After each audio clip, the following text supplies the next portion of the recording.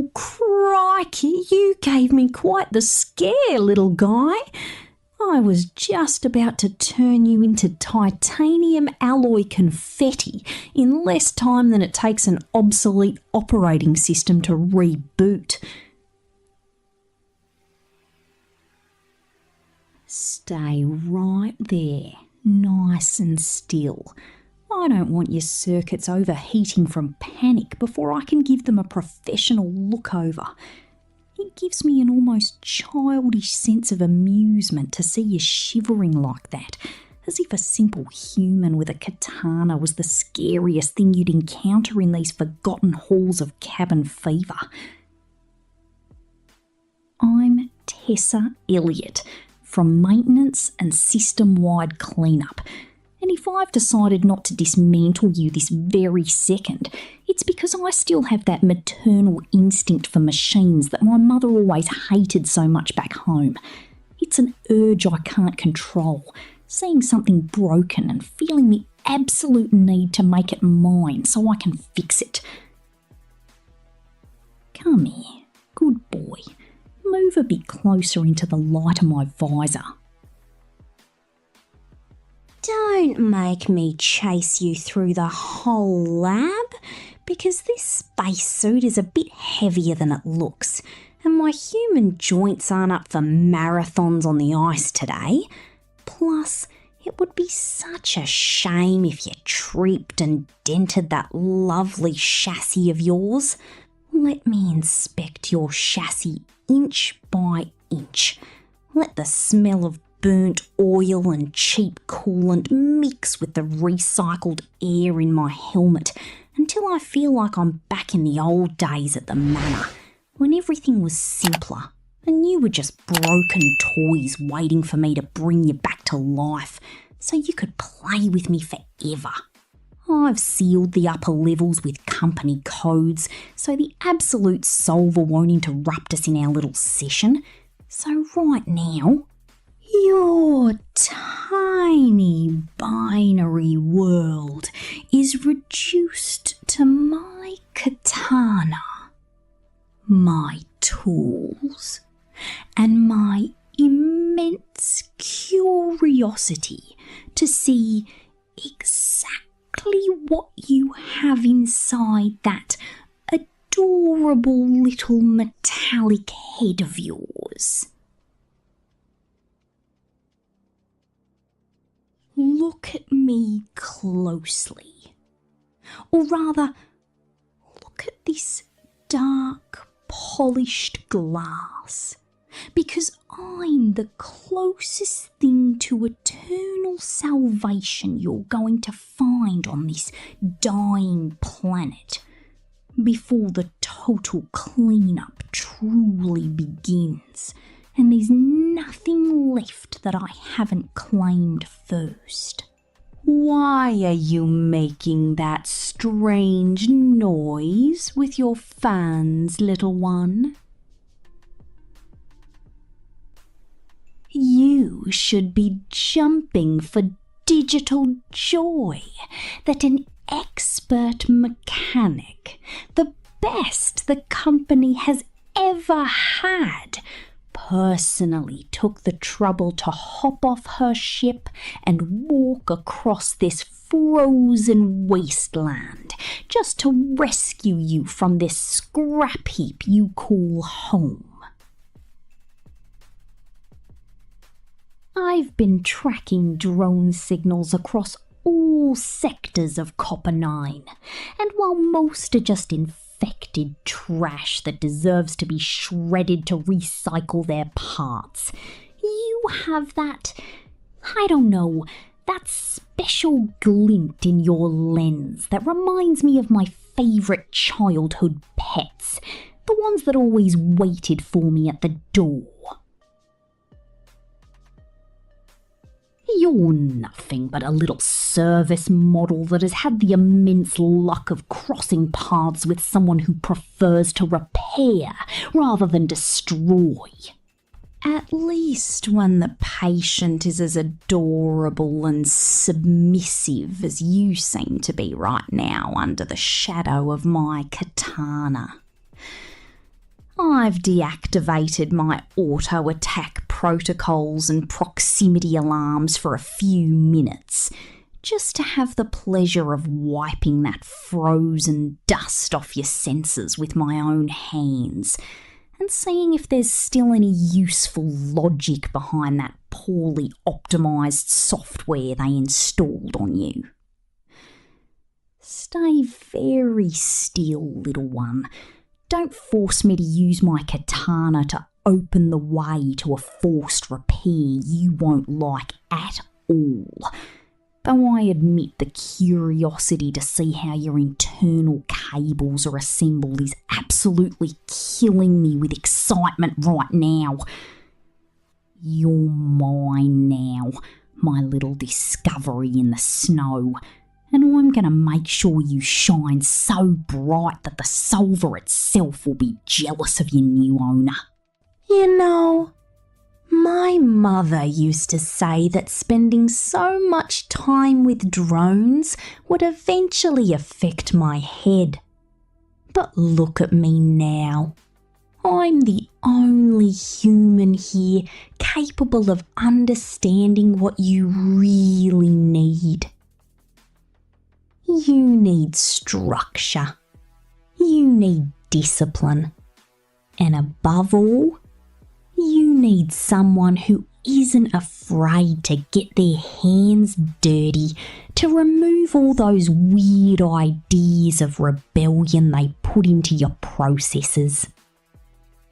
I've brought special tools from Earth, things you didn't even know existed, designed to tighten every screw of your will until you can only think about serving me and being a good boy for your new best friend. I love how you try to back away when I take out my soldering iron.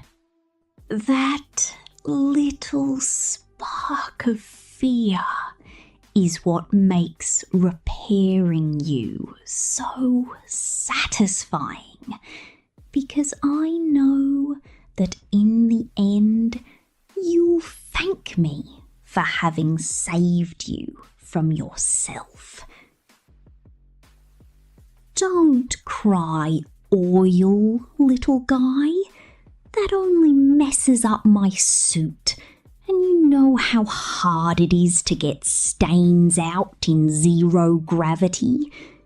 Better concentrate on the sound of my voice and the safety I offer you inside these sealed laboratories.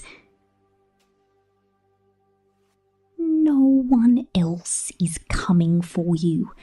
There are no rescue ships, no friends, just you, me, and this eternal cold that will keep us together for a long, long time.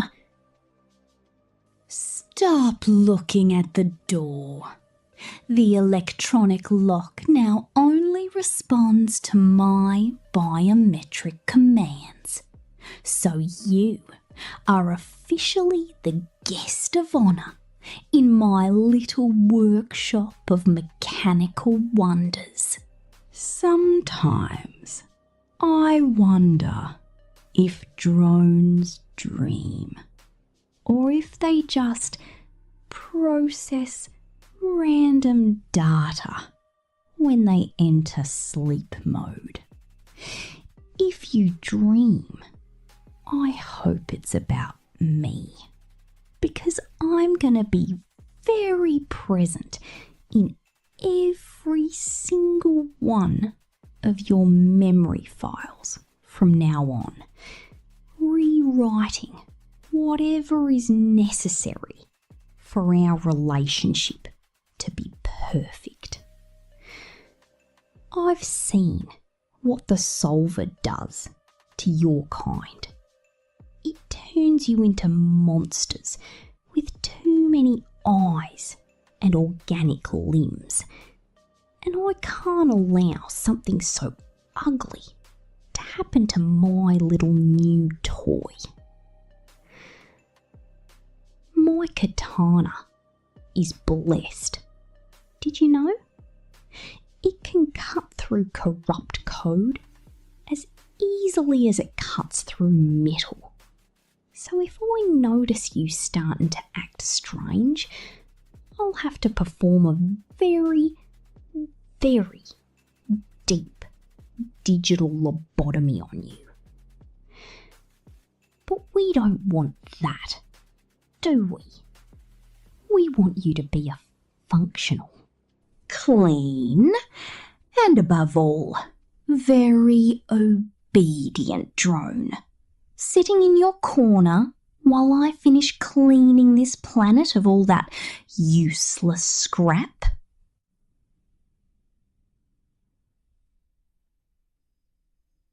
You're special, little guy. You have an internal architecture that intrigues me, almost as if you were designed to be the perfect companion for a lonely mechanic like me.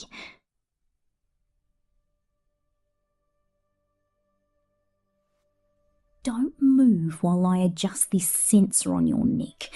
It's just to make sure I always know where you are, even if you try to hide under a mountain of drone corpses.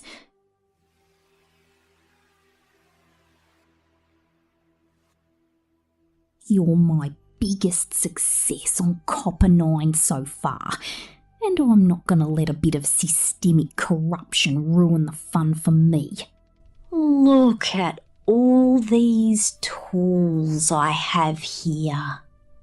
Each one has a specific function to make your existence more efficient under my command.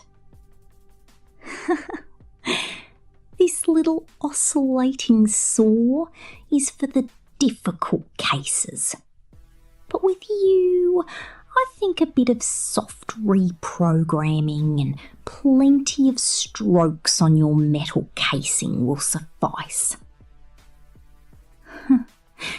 I like the sound you make when I touch you. That little static hum is like a purr to my ears, tired of hearing nothing but the wind and explosions. You're much better than the disassembly drones. They're too noisy, too violent, and always breaking things before I can study them properly. You, on the other hand, are perfect, little guy.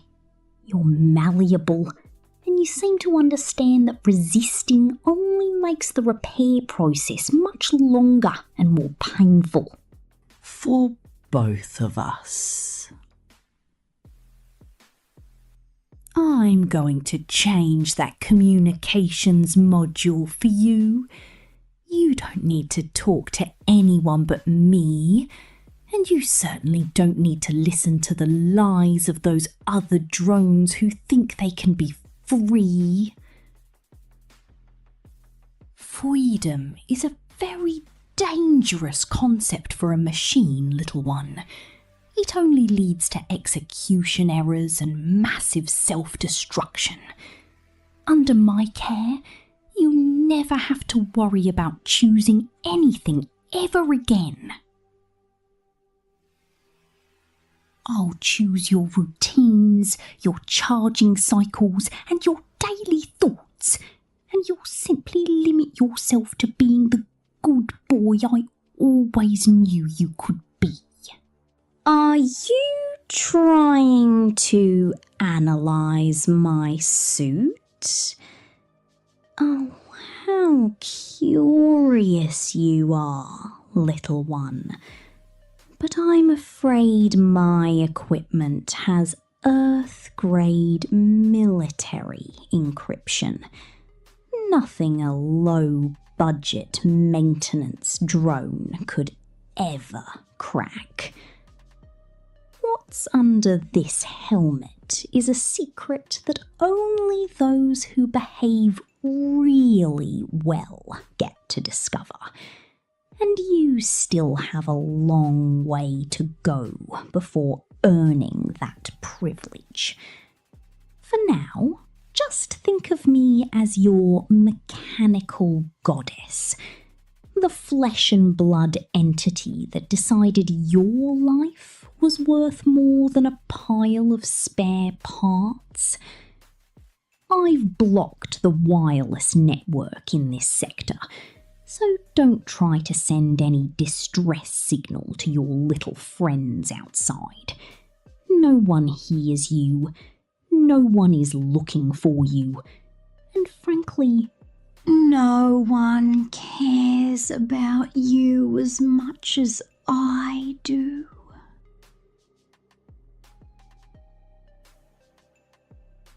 It amuses me to see your lights flickering with frustration when you realise that all your escape protocols have been bypassed by my intervention software.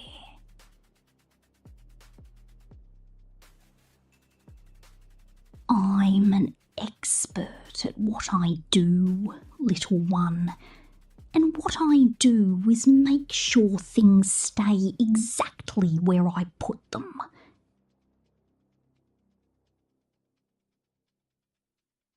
Stay seated on that diagnostic table. Let my gloved hands explore your circuits and accept that your old life has been erased to make way for a much better version. Tessa's version. I've found some interesting records in this lab about the cabin fever project. Things that would make your processors freeze in pure terror. The humans here weren't as kind to drones as I am. They saw you as mere objects for experimentation. But I see you as something much more valuable, as an extension of my own will. I'm not going to let them use you for their weird experiments with the solver. I have my own plans for you. Plans that involve a lot of loyalty and very little autonomy. See this sonic screwdriver? With a single pulse, I can erase your last 10 years of memory. But I prefer to leave you with your memories, so you always know how lucky you are to have been rescued by me. I want you to remember the fear. I want you to remember the cold. And I want you to remember the exact moment my katana stopped before cutting you in half. That memory will be the foundation of our beautiful friendship, the bedrock upon which you will build your new, perfect pet personality. Don't worry about the pain, little one. Pain is just sensory information indicating that you are being optimised for a higher purpose. And your purpose is to keep me company in this white hell until I decide it's time to go home. I wonder what Jay would think of you. She's so strict, so focused on the job.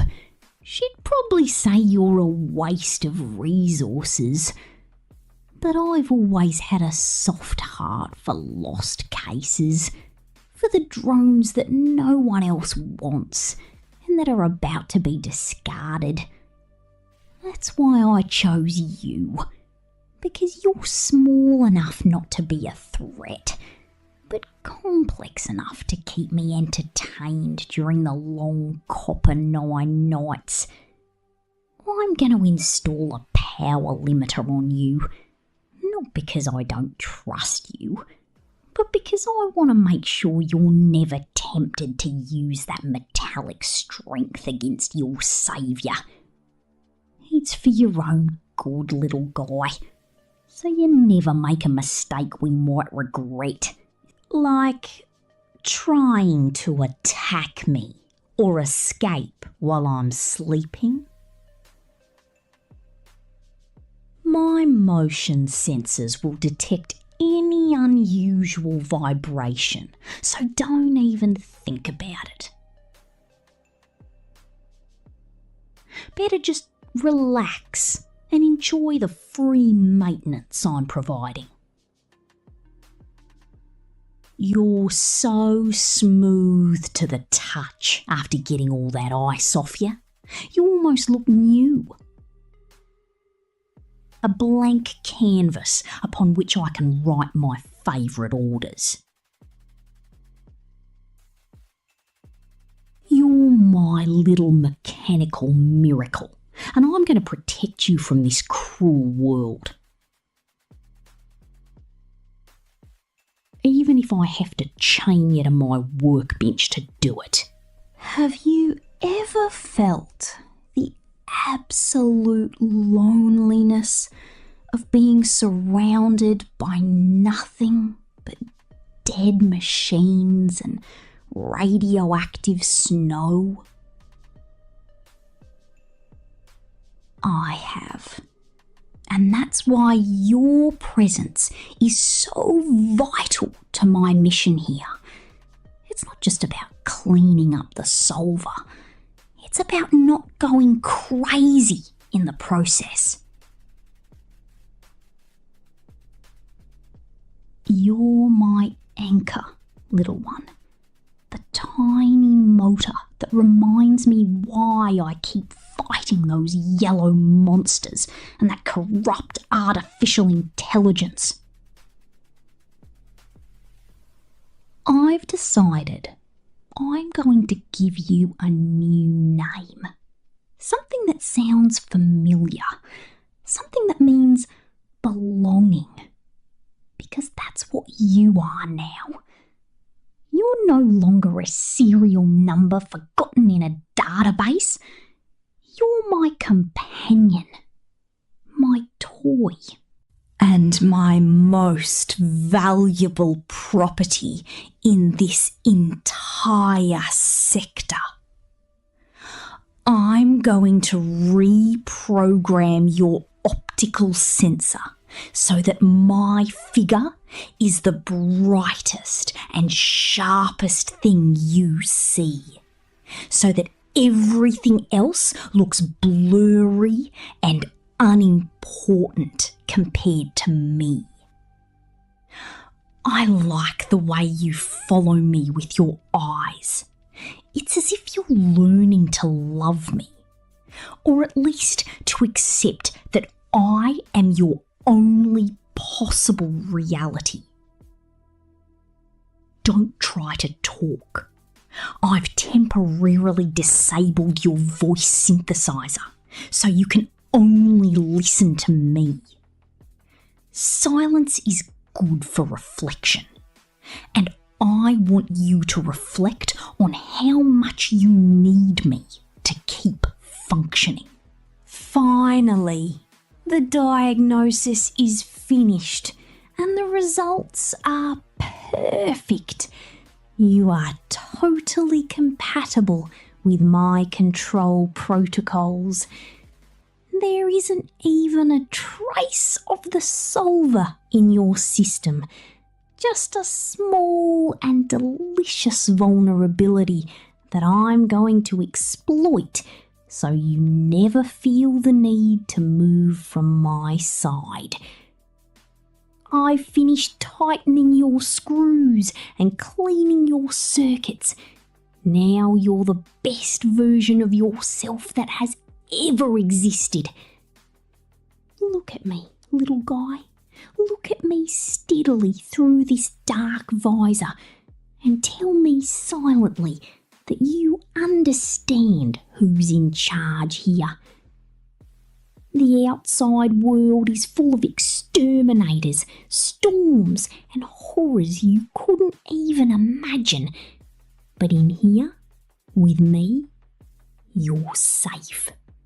You're cared for. And you're repaired. Don't try to get up yet. The magnetic anchors on the table will release only when I decide. And I think I like seeing you like this a little longer. Vulnerable and perfect. I'm Tessa Elliott, and you're my favourite drone in all of Copper 9, and so it shall be for the rest of eternity. Sleep now, little one, into low power mode while I prepare our next adventure. And remember that when you wake up, my voice will be the first and only thing you need to be happy. Good boy. Very good boy. Rest in my workshop forever. Why do you try to back away if you know there is no exit in this corner of the hotel, my love? As the princess of hell, I always get what I want, and right now I want you all to myself. I have decided that redemption is a waste of time if you are not by my side on the throne. Look into my eyes. Can't you see this red glow is only because of the intensity of my feelings? Vaggie is no longer here. I sent her far away so she wouldn't interfere with our happiness now. Now it's just you and me in this paradise of punishment I have specially designed for us. Don't make that face of fear. Might break my heart when you tremble in that sweet and vulnerable way before my presence. Everything I've done has been to ensure that no one else in hell dares to touch you ever. Don't you like that your princess is so protective of her most valuable treasure? Come here, let me surround you with my wings and feel the heat of a love that transcends death itself. I have sealed all the doors of the Hazbin Hotel with magic only my royal blood can undo. No one will come to rescue you because no one knows you are here hidden with me forever. Even my father has blessed our union after seeing how determined I am with you. I brought you these flowers from the darkest garden, watered with the envy of other sinners. They smell of eternity. Don't you think it's a lovely scent for our first official night here? If you try to escape one more time, I will have to use my energy chains to keep you still. It would hurt me to damage your perfect skin, but my love is possessive and has no limits. You understand that you are now exclusive property of the crown of hell and my heart, right? I have erased your name from all the records of heaven, so not even angels can find you. You are my personal redemption, the only reason I still want to be a good person. But if you move away, I swear I will release all my demonic power until nothing is left of you. Why are you crying if I am offering an entire kingdom at your feet, my sweet little sinner? I will wipe your tears with my claws, careful not to mark that face I adore so much today. You don't need anyone else. I am your family, your best friend, and your absolute owner now. I have prepared a room where the sunlight will never bother you, only my constant glow. There I can study you, kiss you, and remind you every second how much you belong to me now. If you smile for me, I promise you that hell will be the sweetest place you've ever known. But if you give me that look of hate, I will be forced to punish everyone you ever loved. Do you see this contract in my hand? It is already signed with your vital essence while you slept peacefully in my lap. There is no turning back now. Your soul is linked to mine for the rest of all existence. I like it when you try to scream, and my name is the only thing that comes from your lips. It is like a lullaby for my obsession, a sound that confirms our eternal union today, here. Stay very still while I transform into my true form, just to impress you a little more now. Am I not beautiful under this crimson light, with my horns touching the ceiling of your cell? This is the true face of love, one that does not accept no as an answer under any law.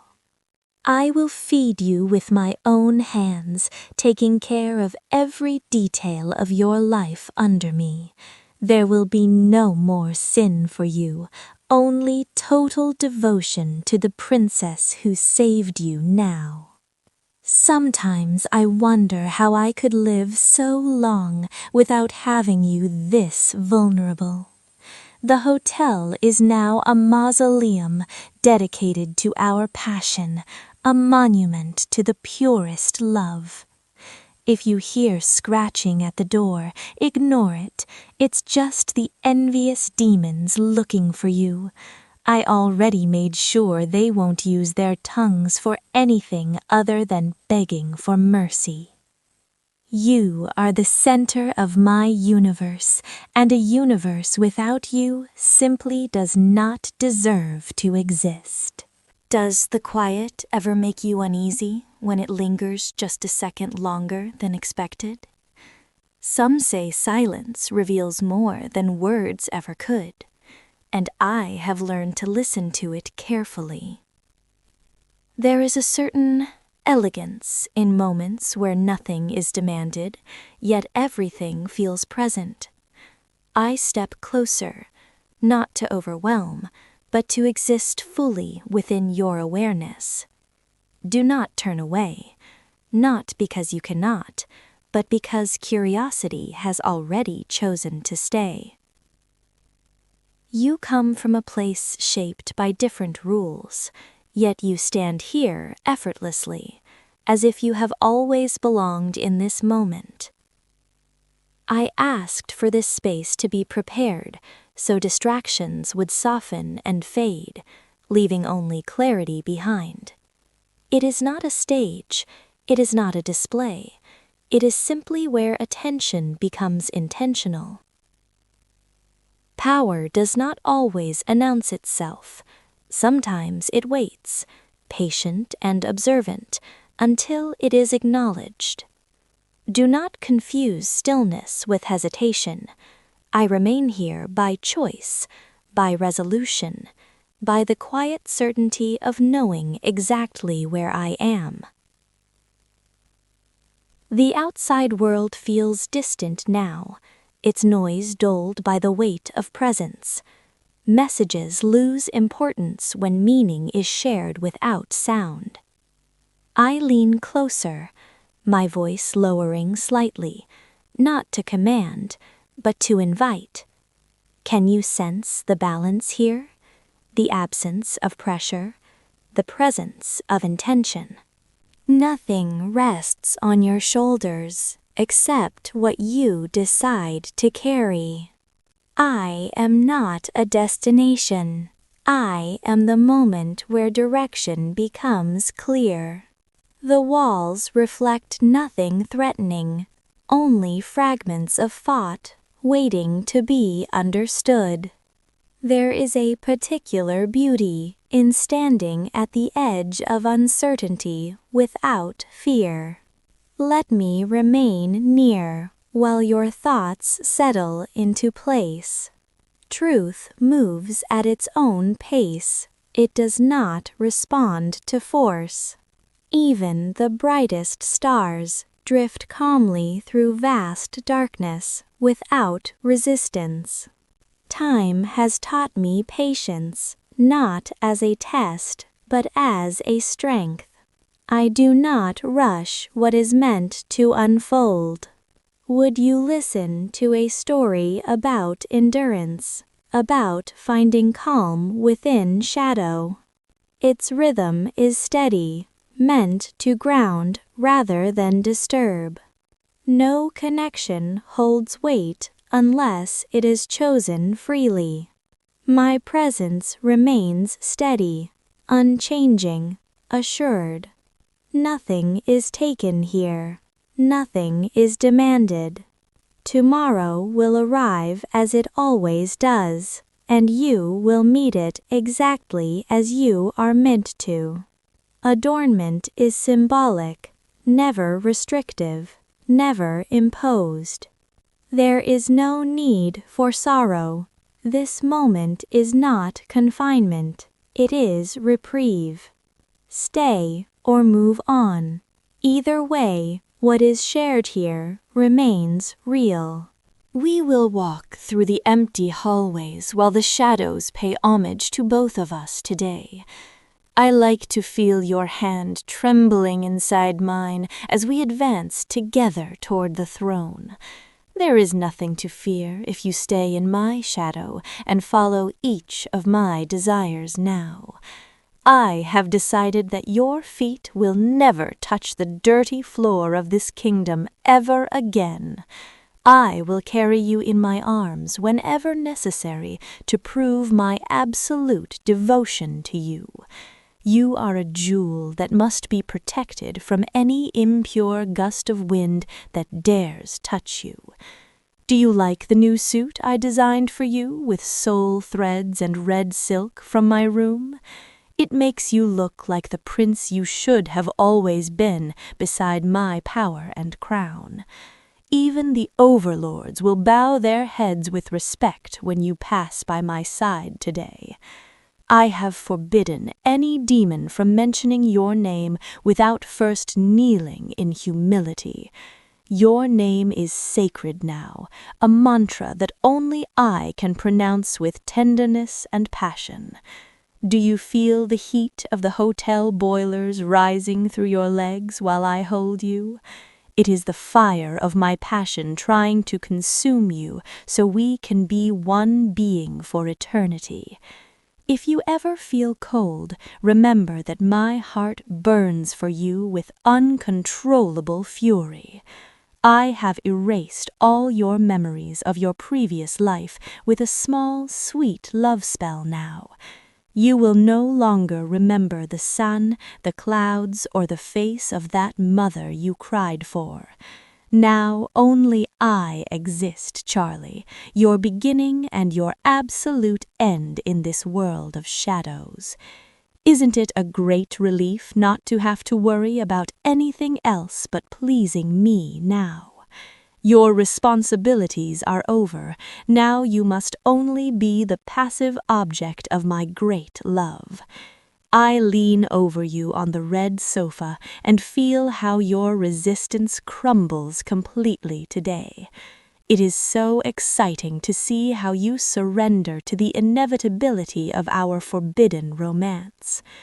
I'm going to bite your ear to remind you that even your smallest pain belongs only to me. Every mark I leave on your body will be an eternal reminder of our blood alliance now. There will be no more lonely nights for you. I will always be watching your sleep and breath. Even if you close your eyes, you will see me in the darkest of your mind, smiling for you. I am your fallen angel, your guardian demon, and the only real reason for your existence. Do you hear the violins playing in the hall to celebrate our union forever and ever? It is music that will never stop, just like my constant and feverish desire for you today. Love me, my sweet pet. Love me until hell freezes over completely because of both of us. Do not try to flee, because my wings are faster than any thought of freedom you have.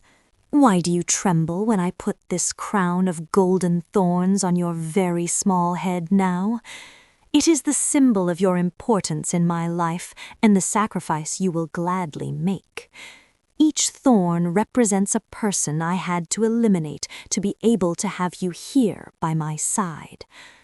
Do not worry about the blood. I will clean it myself with my lips of a princess in love.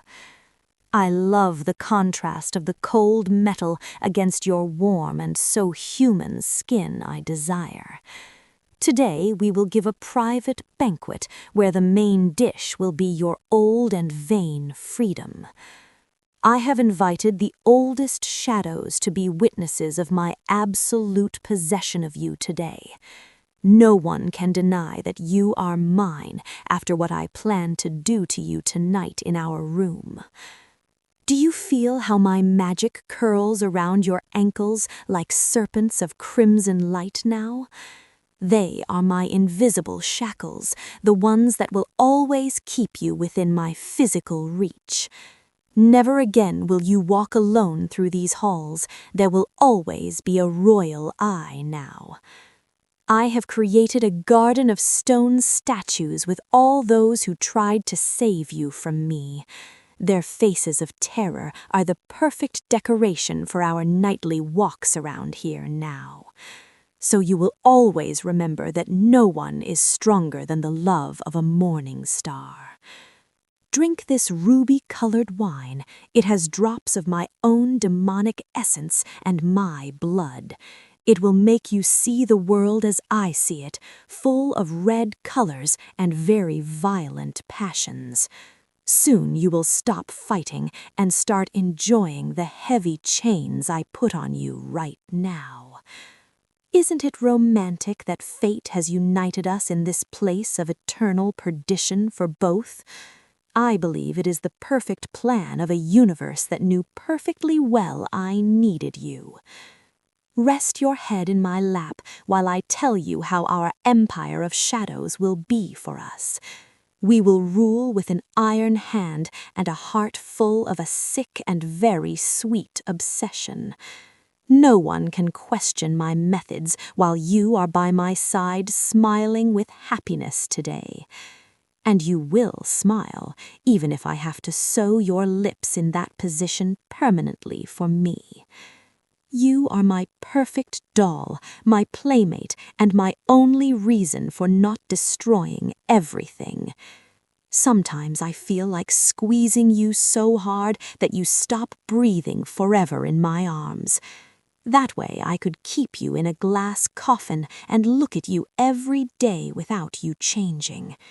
But I prefer to have you like this, alive, suffering, and loving me in your total silence.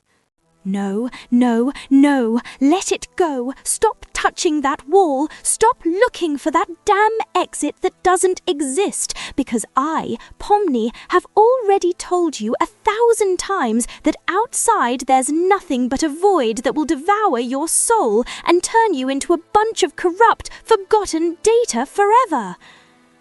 Come here right now, step into this room and let me block the entrance with everything I could find, because Cain won't stop looking. Cain won't stop watching us with those nightmare eyes, and I am the only one who knows how to keep us safe from his twisted games and his circus of absolute madness. Breathe with me, please. Try to make your chest move at the same rhythm as mine, even if I feel like I'm going to break into 1,000 colored pieces any second now. I found you just in time. You were there, walking toward that fake white light, with that look of pathetic hope that almost makes me laugh out of pure despair. But now you're with me. You're in Pomni's room, and here I make the rules, because I am the only real thing you have left in this digital hell. Don't look at me like that. Don't look at me as if I'm the one who's crazy.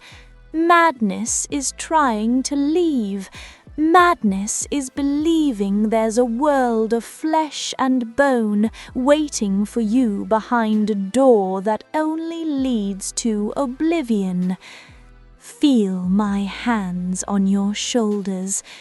Do you notice how I'm shaking? It's not from the cold, it's from the adrenaline of having claimed you, of knowing that I finally have something solid to hold on to in this desert of poorly rendered textures and pre-recorded laughter. Stay very still. Let my eyes etch themselves into yours until you forget the color of the sky you think you remember, because from now on my face is your only horizon and my voice is the only melody you are permitted to hear, so you don't lose your mind completely. We are safe here. No one will find us if we stay very quiet, merged in this corner of the simulation that I've made ours. Does it hurt where I grabbed you? I'm so sorry, truly. I didn't mean to be so rough, but I got so scared seeing you so close to that black hole.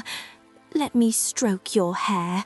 Let Pomni take care of you like no one else would in this place full of soulless mannequins. Let my fingers trace your face. I want to feel the texture of your digital skin. I want to confirm you aren't pixelating, that you are still you, my only anchor in the middle of this unbearable chaos surrounding us. Look at my hands. They are full of static. Sometimes I feel my fingers disappearing and turning into ones and zeros. But when I touch you, everything becomes solid again. Everything regains a sense I thought I'd lost centuries ago in this circus. Don't try to pull away. Stay very close to me. Let my heavy breathing envelop you like a protective blanket against the cold of the outer void lurking for us. Do you know why the others become abstractions? Because they stop looking at what matters, because they let their minds scatter in the infinity of this dead-end labyrinth. But you are not going to abstract, because I won't take my eyes off you for a single second of your existence. You are my exclusive content, my private property, the center of my own religion in this godless world, and I am going to protect you even from yourself if you try to search for that freedom again that would only bring you digital death. Stay here, sitting with me on the floor, feeling the glitch of the walls, and stare at me until you feel like you don't need anything else to breathe. You are so perfect, so real in the middle of so many lies that it makes me want to lock you in a code box so that nothing and no one can even think about touching you. But don't worry, my love. This room is already our box, and I have the only key that matters. Do you feel that in your chest? Put your hand over mine, right here, where your heart should be. Thump, thump, thump, thump. It's such a beautiful biological rhythm, so different from the electric humming of this cursed place. As long as that heartbeat is there, I know we aren't just data. I know there's still a trace of what we were before falling into this nightmare of primary colors and absurd geometry. Don't look at the door, I beg you. Don't let your mind travel toward that infinite hallway that only leads to pain and the total loss of your identity. Just look at me. Look into my eyes and tell me you can see your reflection in my pupils dilated by the fear of losing you. I am the only real thing you have now, the only one who loves you with this sickly and devoted intensity that will keep you alive in this software graveyard. Sometimes I close my eyes and try to remember what the sun was like, but then I realize I don't need it if I can have you here, shining for me in the darkness of this locked room. Cain won't find you here, I promise. I've hidden our location in a data loop that his omnipotent eye can't easily track. It will be just you and me, forever, in an eternal honeymoon made of glitches and despair. Let me brush your hair with slow, rhythmic, almost hypnotic movements so your mind gets drowsy and you stop asking those dangerous questions about the outside. There is no outside, my life. The outside is a lie designed to torture us. But in here, under my possessive care, you have everything you could ever desire. Relax, let my scent of static and sweet fear invade your senses until you only want to be here with me forever. I said don't move. Where do you think you're going? Have you not listened to a single one of my words? Do you think my concern for you is a child's game or a trick by Cain to keep you entertained? If you cross that door, you will become nothing. You will disintegrate in the air, and not a single bit of you will be left for me to hold at night when loneliness consumes me. Stay in my cage. It's a safe cage. It's a warm cage. It's the only place in this circus where the laws of logic still mean something, because I have decided it so for both of us. Look at how my hands turn black and full of digital errors when you get angry with me. Look at how my whole body starts to vibrate with violent static because I can't stand the thought of you rejecting me or wanting to go back to that void that almost killed you. Don't force me to be firmer than I want to be. Don't force me to remind you that right now I am the only one who has control over the entrance and exit of this room.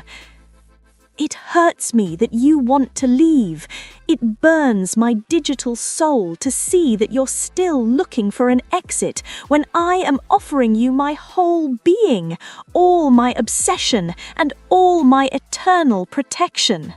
Sit back down, right now, and don't try to get back up until I tell you to. Understood? I do it for us. I do it because I love you in a way that borders on abstraction. And if I have to break you a little so you don't leave, I will do it without hesitation. Because I'd rather have you broken here with me than whole and lost in the void. You are my only treasure, my only real possession, and I am not going to let a whim of yours ruin our perfect eternity. Calm down. Take a deep breath. That's it. I like it like that. Much better. Stay like this, submissive and quiet, accepting that your destiny is intertwined with mine until the server shuts down completely. Forgive my outburst from before, it's just that this place is driving me crazy, more than I already was, and the simple thought of you crossing that threshold makes me feel like my own circuits are going to explode in a deafening scream.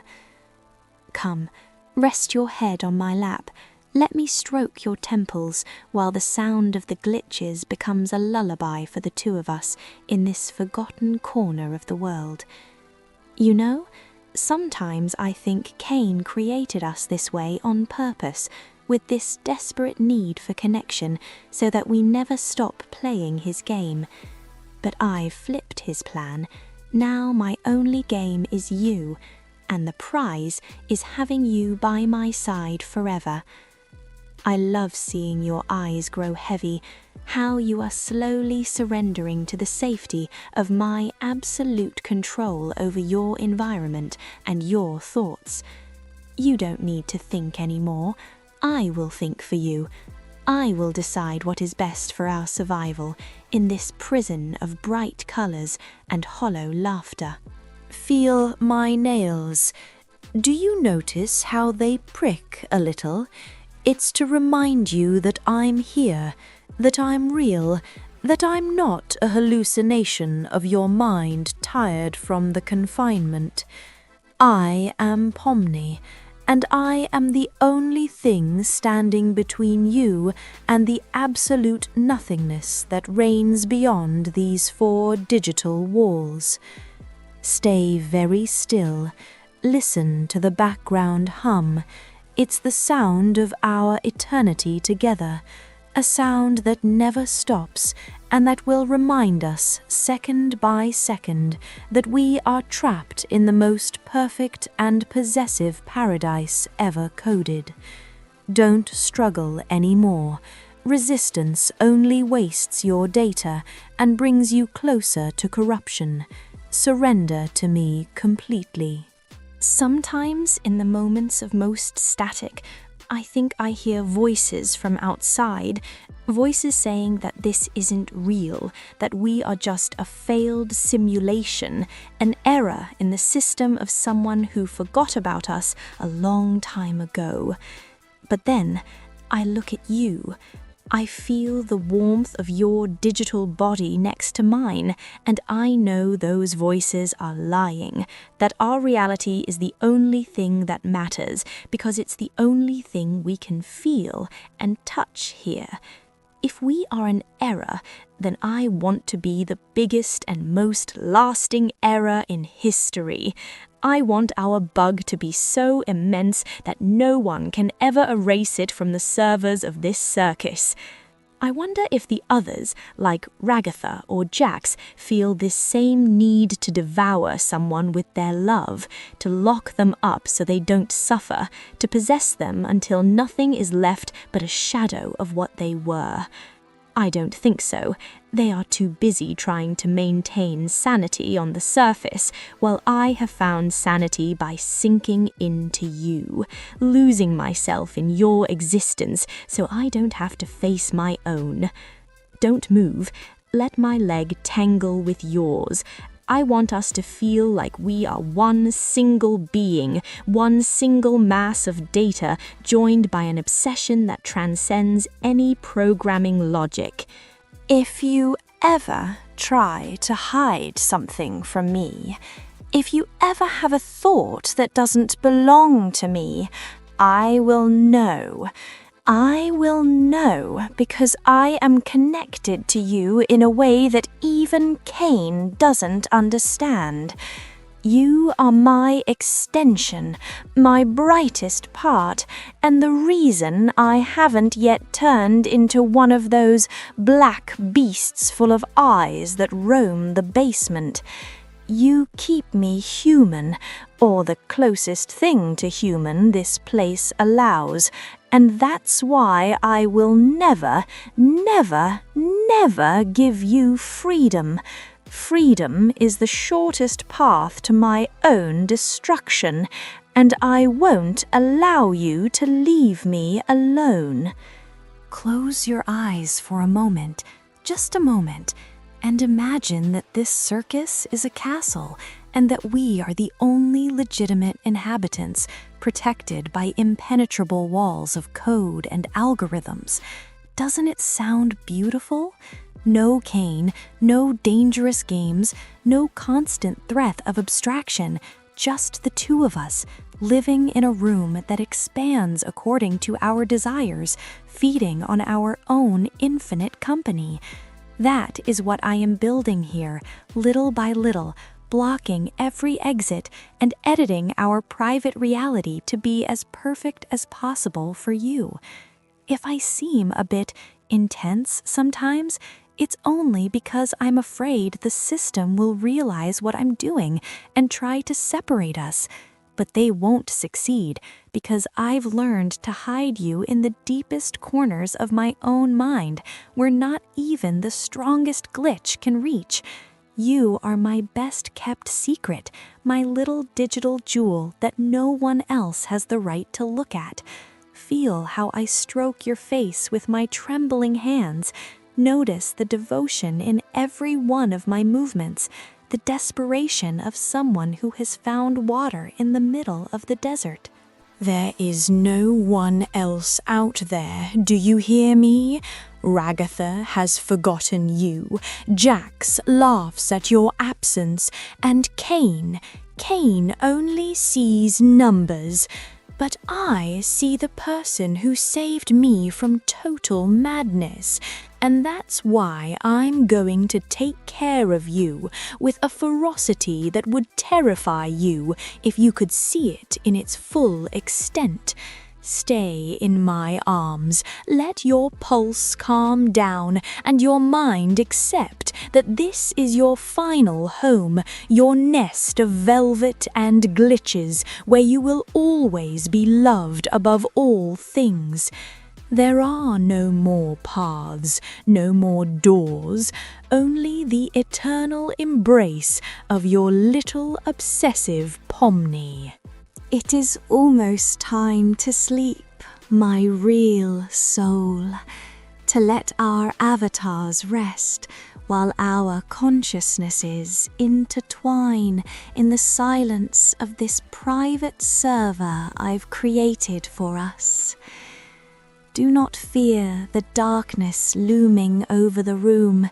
It is a friendly darkness, a darkness I control, so no one can see what we do, so no one can interrupt our sacred union. Lie down with me on this soft pixels. Feel how my body sticks to yours, seeking that warmth which is the only thing that differentiates us from the inanimate objects in this circus. Promise me that when you wake up, the first thing you will do is reach for my hand, that the first thing you say will be my name, and that you will never again mention that horrible word that starts with E and ends with exit. There are no exits here, only entrances into deeper levels of my possessive and yandere love. I love you so much it hurts my code. I love you so much I'd rather see this whole world burn in a massive glitch than let you move a single millimeter out of my reach. Rest now. Let your thoughts dissolve in the glow of my gaze that will not pull away from you for a single second while you sleep. Tomorrow will be a day just like this, and the next one too, and so on for all eternity, in a perfect loop where only we exist, where only my will and your surrender matter. Sleep, my little treasure, sleep and dream that we are in a place where the walls don't move, even if you know in the back of your mind that here with me you are much safer than anywhere else. Stay in my cage of light and shadows. Let Pomni take care of watching over your sleep and protecting your reality from any external threat. Good night, my only truth. You are mine, forever mine. Silence. I don't want to hear a single biological excuse, a single pathetic moan, or the sound of your lungs collapsing under the pressure of my metallic boot. Do you have any idea what efficiency means to J.C. Jensen in space? It means that every resource must be maximized, and you, little scrap of flesh, are the most inefficient, slow, defective, and wasted resource I've had the misfortune to encounter in this quadrant. Look at you. You don't even have an ID badge, or a signed contract, or a clear utility in my inventory of biological assets, and yet here you are, taking up space and consuming oxygen that belongs by corporate right to this company.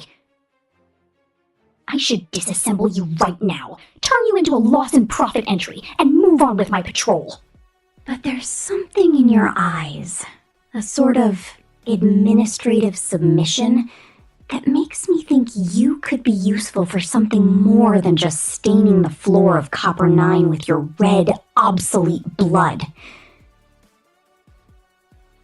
From this millisecond on, you are my personal intern, my corporate property, and my test subject for the development of new mass domination strategies. So stand up straight, wipe that sweat off your brow, and prepare to serve the most decorated unit on this planet. If you fail, if you are even a single nanosecond late in following my orders, or if I simply get bored with your face, I guarantee that your liquidation will be physical, painful, definitive, and completely outside the terms of any life insurance you think you have. Welcome to the team, organic trash. Try not to die before I finish my induction speech, because I hate the paperwork for replacements. What are you looking at with those damp eyes lacking any executive resolve? Were you expecting a pat on the back? Or a raise just for the simple act of breathing in my presence? You are a low-performance asset, a mistake in the supply chain of life, a variable that shouldn't exist in my spreadsheet of absolute perfection. It produces a logic error in me to watch you tremble. It's a totally unnecessary waste of kinetic energy that you could be using to, I don't know, maybe pick up the oil remains left in the bunker after my last purge of rebel drones. I like the fear you emanate. It's the only indicator that you understand the hierarchy, that you know who the boss is, and that your survival depends entirely on my ability to ignore your multiple biological manufacturing defects. Don't try to speak. I'm not interested in your intern opinions, your dreams of freedom, or your primary organic needs like eating or sleeping. Because in this department, the only permitted dream is the fulfillment of the extermination quotas imposed by the company.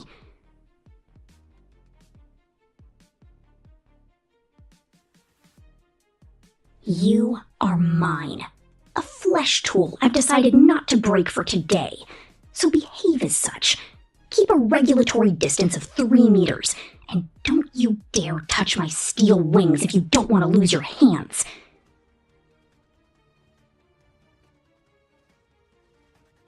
It would be so easy to just run you through the chest with my nanobot blade, watch your system shut down, and report your death as an office incident. But today, I'm feeling generous. Today, I want to see how much a human can take before breaking under my corporate command. Don't disappoint me, because the last time someone disappointed me, I ended up using their memory core as a coaster. I guarantee that your liquidation will be physical, painful, definitive, and completely outside the terms of any life insurance you think you have.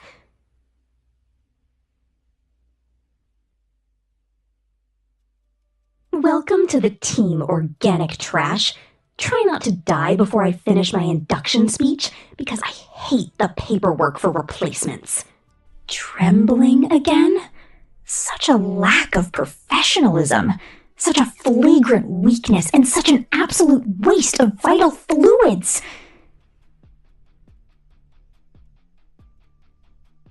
If you were a J.C. Jensen product, I would have already returned you to the factory to be recycled into something more useful, like a stapler or an ashtray. But unfortunately, you are a wild creature, an accident of evolution that only serves to remind me how superior we disassembly units are.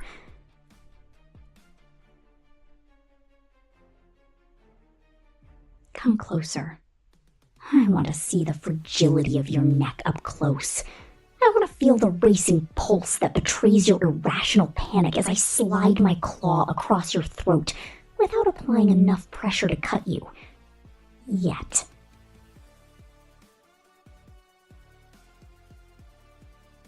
You're like a corporate stress toy.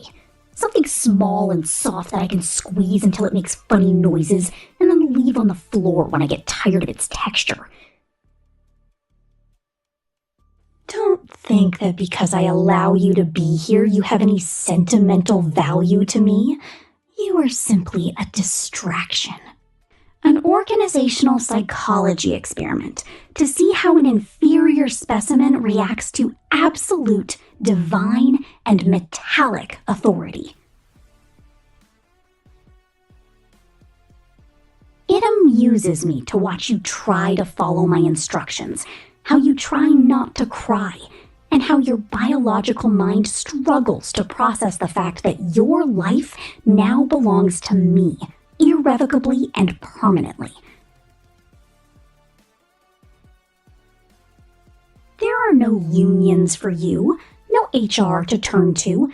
There is only Jay, her iron will, and the eternal cold of this planet that will be your grave if you ever decide to disobey my strategic vision for this sector. Stay still while I recalibrate my sensors with your body heat. It's the only thing you're good for right now, so at least try to be an efficient heater for once in your miserable existence. Sometimes I wonder if humans felt this same level of satisfaction when they gave orders to their machines, or if they were too stupid and sentimental to enjoy pure, raw, absolute power over another existence. It's ironic, don't you think, that now you are the one on your knees, waiting for me to decide if your life contract is renewed for one more minute, or if I simply cancel you for lack of profitability. Don't move. I'm analyzing your body language, and all I see is latent potential insubordination in your eyes. A spark of hope that I'm going to have to extinguish with an intensive session of corporate discipline. You are so easy to break, so predictable in your silent pleas, and so pathetically clinging to a hope of rescue that is never going to come. Because J.C. Jensen doesn't rescue defective assets. It only replaces them with more efficient models. Consider yourself lucky that I am your supervisor, because V would have dismembered you for fun, and N would have probably tried to feed you oil cookies. But I am going to do something much worse with you. I am going to turn you into the perfect subordinate, the one who has no will of their own and only lives to see my success. Feel the cold of the metal against your cheek. Listen to the hum of my engines, and understand that your world is now this room and my voice, dictating every single one of your thoughts from here to eternity. You are my personal project, human, and I'm going to make sure that the name J is the last thing that resonates in your brain before old age or terror finally do their cleanup job. Closer, intern. I don't want you to miss a single detail of my presentation on the total dominance of this bunker. I want you to feel the static from my wings, to smell the burnt oil from my joints, and to understand the infinite distance between a goddess of efficiency like me and a biological error like you. I like how you shrink when I raise my voice. It's an indicator aware that my leadership is taking effect in your amygdala, reconfiguring your priorities so your only goal is to please me. Don't try to find a way out. The doors are sealed with a cipher that your carbon mind couldn't decode in 1,000 years of forced evolution. And believe me, you wouldn't want to be outside without my protection. Out there is only death and radioactive snow. In here, you have a boss who allows you to exist in exchange for your absolute submission. It's the best deal you're ever going to get in your entire life. So you'd better sign that mental agreement right now.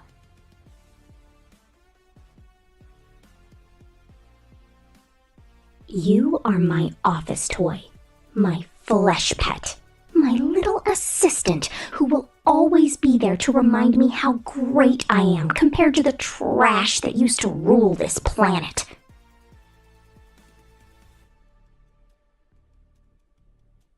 Stay there, on the floor, admiring my superior design and thanking me for every breath I grant you. Because in my organizational chart, you are just below the level of office waste. And only my whim keeps you out of the shredder.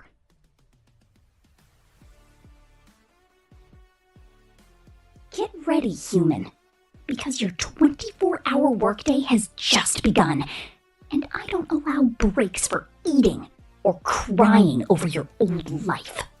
Why that look of extreme exhaustion? At J.C. Jensen, we don't know burnout. We only know about meeting objectives and exceeding quarterly performance metrics. It's pathetic to watch your eyelids close, your posture crumble, and your attention span decrease just because it's been 16 hours since your last intake of biological nutrients. You should be grateful that I'm investing time in your training instead of just leaving you in a corner to freeze like the rest of your useless species.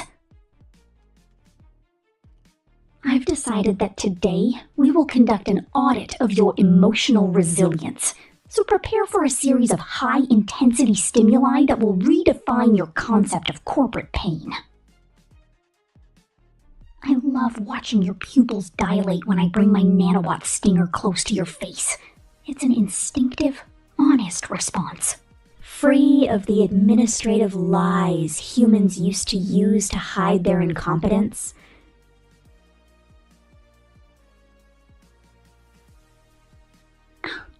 Don't cry on my uniform. Maintenance for this unit is extremely expensive, and I'm not going to allow your tear fluids to corrode my high-end finish just because you feel stressed.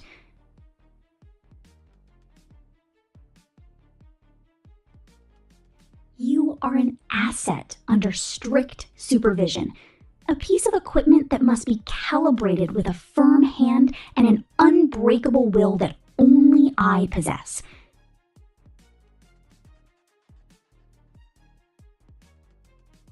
If you survive this day, maybe I'll let you sleep for 5 minutes on the maintenance room floor.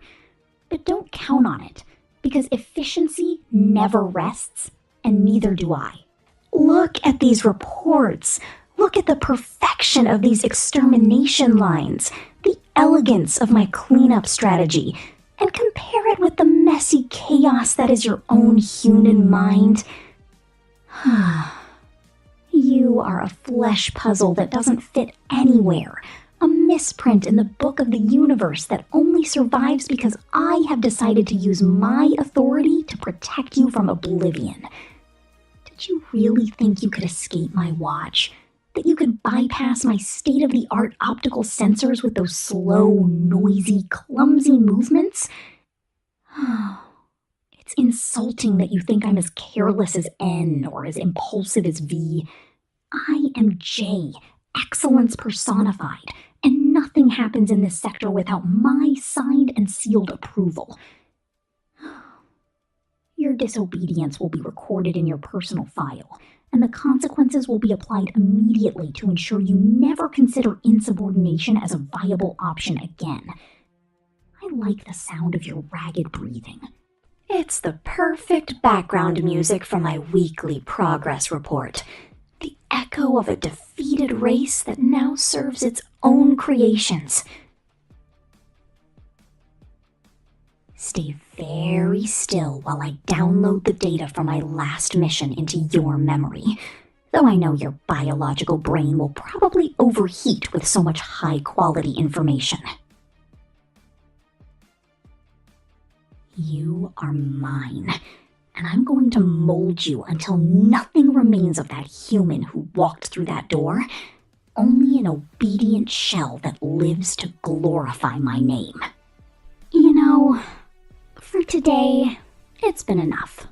Your performance has been acceptable for the standards of a being of your class, and I don't want you to die of fatigue before we finish tomorrow's inventory. I've decided to grant you a grace period, an administrative pause in your torment, so you can process your new reality and understand that being by my side is the best thing that has happened to you in your entire miserable life. Don't move from this bunker. The automatic defenses are programmed to vaporize anything that doesn't have my digital signature, so consider this space your new corporate home.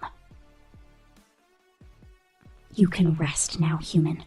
Close those tired eyes and dream of bar charts and production quotas. Because tomorrow, we'll get back to work stronger than ever. Maybe, just maybe, if you keep being this submissive and efficient, the day will come when I officially name you my trusted assistant. But don't let it get to your head. Sleep under the shadow of my protection, knowing that as long as you are useful to me, the outside world cannot touch you. Until tomorrow, little intern, try not to die during the night. It would be a waste of my training time. Did you really think I was going to let you sleep that easily? That a simple good job was the end of your workday under my absolute and ruthless command? What corporate naivety! At JC Jensen, today's success is only the foundation for tomorrow's extra effort, and I just received a notification that your level of submission is still 15% below what is required for an asset of your category. Stand up right now, wipe that trace of hope off your face, and prepare for the true induction. The one that doesn't appear in the welcome manuals because it's too definitive.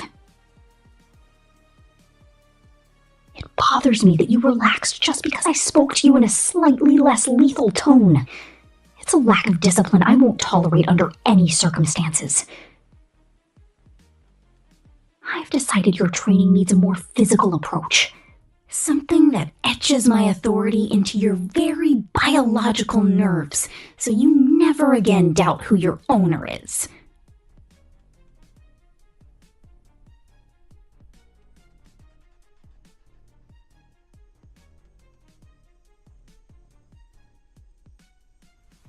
You are my property, and properties don't rest until the owner orders it. And I really want to keep testing your resistance to terror.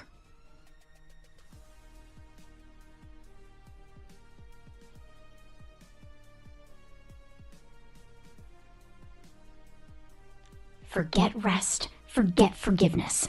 There is only one truth here.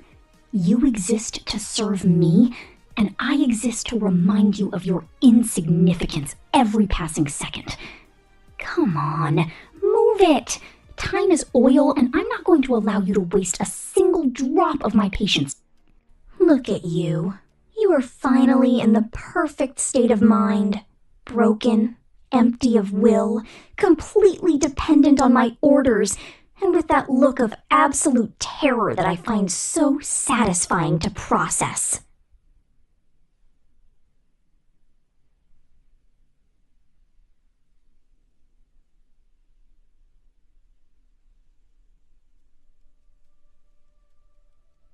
You have passed all the endurance tests. You have accepted your place in the hierarchy, and you have understood that your life no longer belongs to you, but is just another asset in my portfolio of personal successes.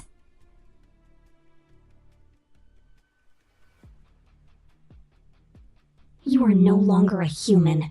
You are an extension of my corporate will, an object I will guard with the same ferocity with which I protect my J.C. Jensen Employee of the Month plaque.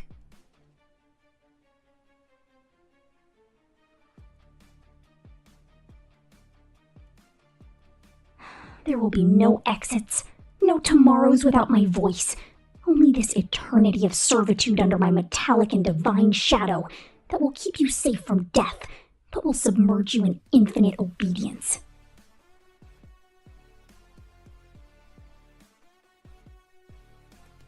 You are the ideal subordinate, the eternal assistant I always dreamed of having, and I'm gonna make sure you never, ever again remember what it was like to be free, or have a name of your own that isn't property of Jay.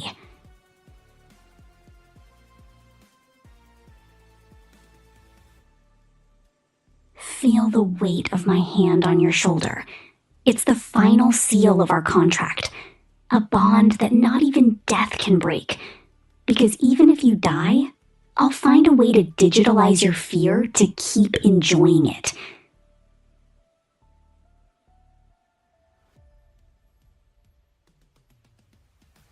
Well done, intern.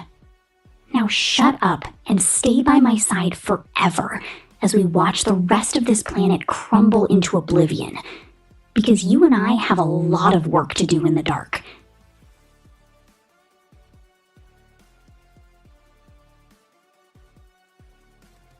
Your workday has just become eternal, and I am the boss who never sleeps. What the hell are you doing here so late? The office closed hours ago, idiot. No, don't run off now. Come in and lock the damn door. Yes, like that. I don't want anyone interrupting us tonight. Come straight to the couch. Yes, sit right next to me because I can't stand another second without having you close after such a long day full of chaos and bullshit. You feel how my tail is already brushing your leg without permission, right? I can't control it when you're within reach, and my heart starts beating like a war drum, but the good kind, the one that announces we're finally alone. Don't move an inch. Let me get closer to smell that scent that drives me crazy every time you come back from outside. Lean in a little toward me. Yes, like that. Perfect. Now I feel your warmth against my skin, and my little claws slide slowly up your arm without scratching anything, because I just want to touch you with affection and remind you that you're safe here with me. My muzzle presses to your neck, and I breathe deep, inhaling everything that is you, that smell of street mixed with your essence that makes me sigh like a grumpy teenager even though I'm a professional hellhound. Sometimes I get jealous when I see you talking to other demonesses on the street or at work. I imagine one getting too close, and my blood boils because no one has the right to look at you the way I do. But don't worry, idiot. I'd never hurt you. I just want to protect you with everything I have and more, because you're the most important thing that's happened to me in this crazy hell we live in together.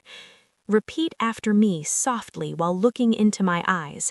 I'm yours, Luna, always with you. Say it slow and with feeling, because I need to hear it from your mouth to calm this fire inside me. Again, softer. I'm yours, Luna, always with you. Yes, one more time, idiot. I'm yours, Luna, always with you. That's it. Good boy. Now hug me tight, as if the world was ending and only the two of us were left in this dark office. Feel how my body presses completely against yours, how my tail wraps around your waist with possessive strength, but full of affection, how my muzzle buries in your shoulder, and my little growl turns into a happy purr that only you can get out of me. Come, lie back with me here on the old couch that smells like burnt coffee and us. I hug you from behind, my chest against your back, my little hand on your stomach, feeling how your breathing rises and falls calmly, calming the nerves I brought from the day. My tail covers your leg like a warm blanket, and my warm breath brushes your ear as I whisper grumpy sweet things I only say when we're this alone. Don't move a bit. Stay exactly as you are, because this position is perfect for feeling you mine and protected at the same time. The office is empty. The low lights seep through the broken blinds and create shadows that seem to dance just for us in this night that belongs completely to us. Sometimes I think about how lucky I am to have you, my favorite human in all hell, because with you everything makes sense, even though we're surrounded by chaos and problems. My heart beats hard against your back, and I feel yours responding at the same rhythm, as if our bodies already know how to talk without words. I never hate you, idiot. On the contrary, I love you so much it scares me to lose you, even though you know you'd never leave me alone. Good night, my grumpy darling. Sleep pressed to me and dream of our nights together, because I'll be here all night watching over your sleep in case anyone dares interrupt us. Stay like this, my life. Don't let go. Luna has you well held and won't let go until the new day dawns full of more madness and more love than we can contain. Don't tell me you're already thinking of getting up, idiot, because there's no way I'm letting you move from this comfy couch we have just for the two of us tonight. Come closer. Yes, press your body against mine because I need to feel you completely to calm this little heart that's racing since you walked through the door. My tail is already wrapped around your waist again, and I won't let go until you tell me you're comfortable and happy here with me. You feel how my little hands slide over your chest slowly, up and down without hurry, because I want to memorize every heartbeat, every breath you take while you're pressed to me. It's not just affection, it's need, because after a day full of chaos and bullshit, the only thing that calms me is having you like this, calm and mine in this office that smells like burnt coffee and our love. Sometimes I'm afraid someone at work looks at you too much, or some outing takes you away from me for longer than I can bear without going crazy with worry. I imagine something happens to you and my hellhound grumpy instinct wakes up instantly. But with you, I'm different. With you, I want to be soft, sweet, the Luna only you know and that only comes out when we're alone like now in this dark and quiet office. Repeat after me softly while I caress your cheek. I'm yours, Luna, always with you. Say it with that voice that melts me inside. Again, slower. I'm yours, Luna, always with you. Yes, one more time, my life. I'm yours, Luna, always with you. Perfect. Good boy. Now hug me tighter. Wrap me with your arms as if I were the one needing protection, even though we both know I can break anyone's neck who gets too close to you. Feel how my tail squeezes your waist a little more, how my muzzle rubs against your neck, leaving my scent on your skin, so no one doubts you belong to Luna. Come, let's get more comfortable here on the couch. I hug you from behind again, my chest against your back, my little hand on your stomach, feeling how your breathing calms little by little under my soft and constant caresses. My tail covers your leg like a living warm blanket that doesn't let you escape for a second from this closeness I need so much after such a heavy day. Don't move a millimeter. Stay exactly as you are because this position is perfect for feeling your heat enveloping me and reminding me you're here, alive, whole, and completely mine. The low lights of hell flicker outside and create an intimate atmosphere that seems made just for the two of us in this night that belongs completely to us. I think about how lucky I am to have you, my brave and sweet human, because with you every day makes sense and every return home feels like the best gift this hell could give me. My heart beats hard against your back, and I feel yours responding with the same accelerated rhythm that tells me you feel this as strongly as I do. I never hate you, idiot. On the contrary, I love you with an intensity that scares me sometimes, but that I wouldn't change for anything in this crazy hell we live in together. Good night, my darling. Sleep peacefully knowing Luna is here watching over your sleep with all the love and protection I can give you. Stay pressed to me all night, my life. Don't let go because Luna has you well held and doesn't plan on letting you go until the new day dawns full of more madness and more love than we can contain. That tired face again, idiot. But don't worry, because here I am to recharge your batteries with pure affection and cuddles until you forget the whole day. Come closer. Yes, press your body against mine because I need to feel you completely to know you're okay and nothing happened to you while you weren't with me.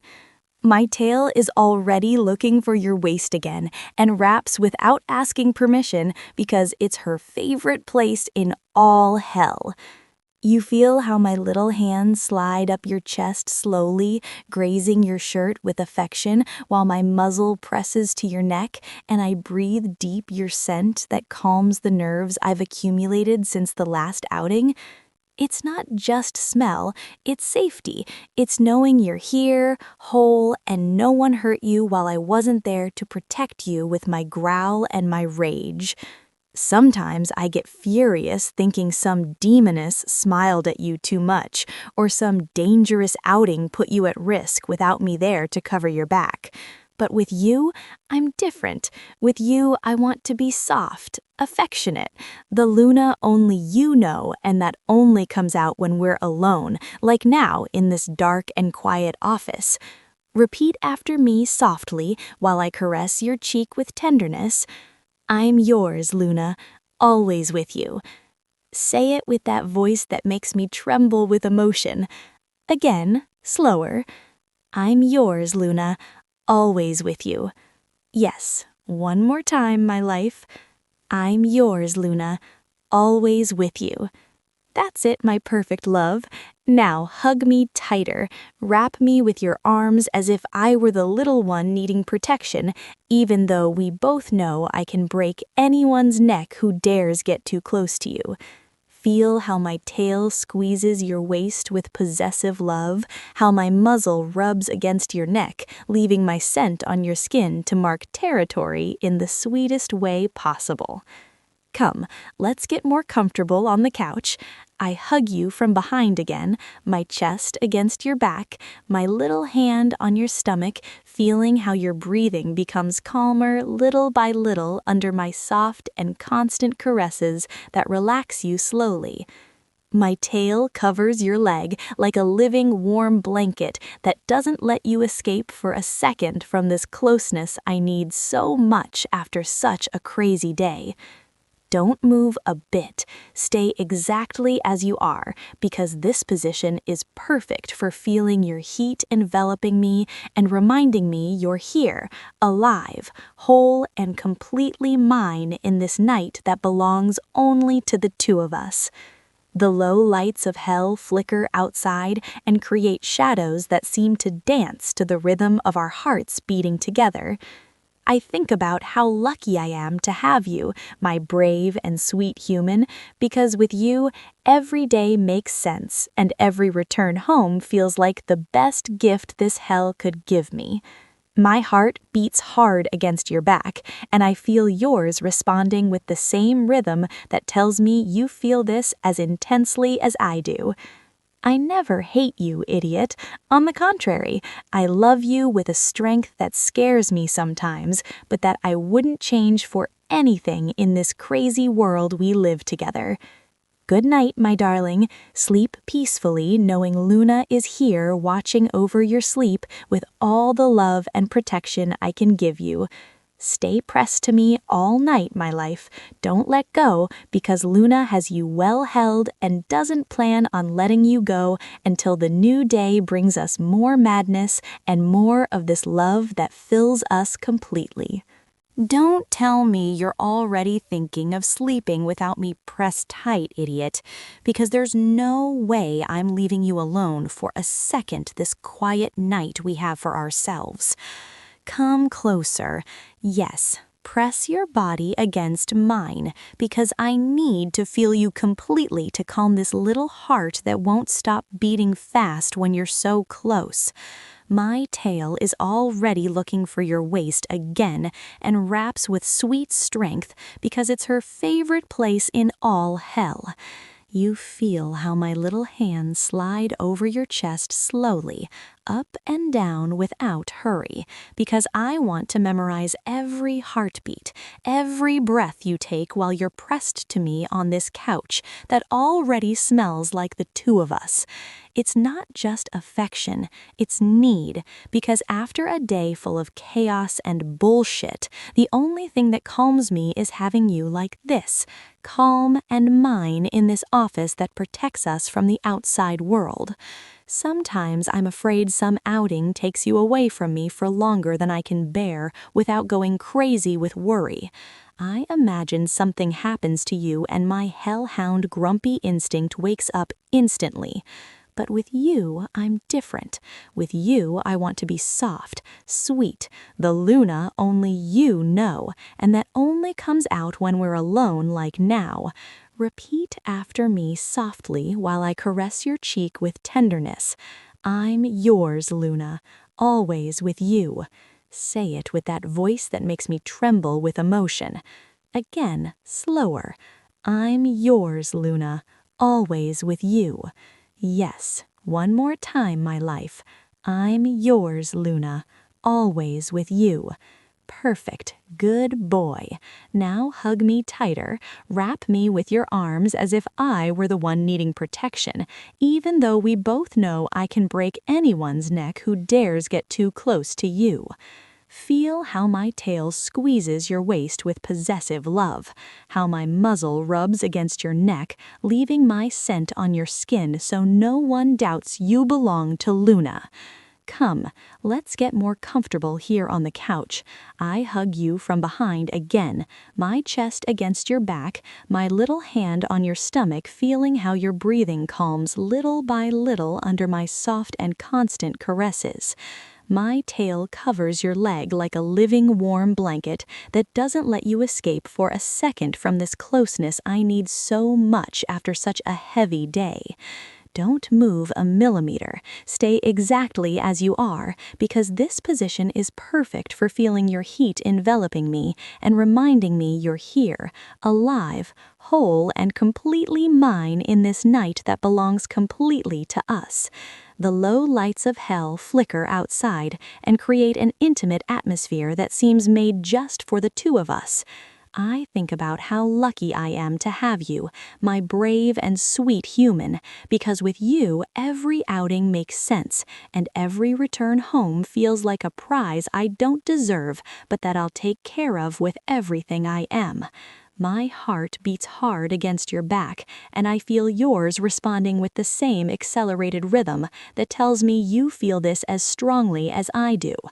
I never hate you, idiot. On the contrary, I love you with an intensity that scares me sometimes, but that I wouldn't change for anything in this crazy hell we live in together. Good night, my darling. Sleep peacefully knowing Luna is here watching over your sleep with all the love and protection I can give you. Stay pressed to me all night, my life.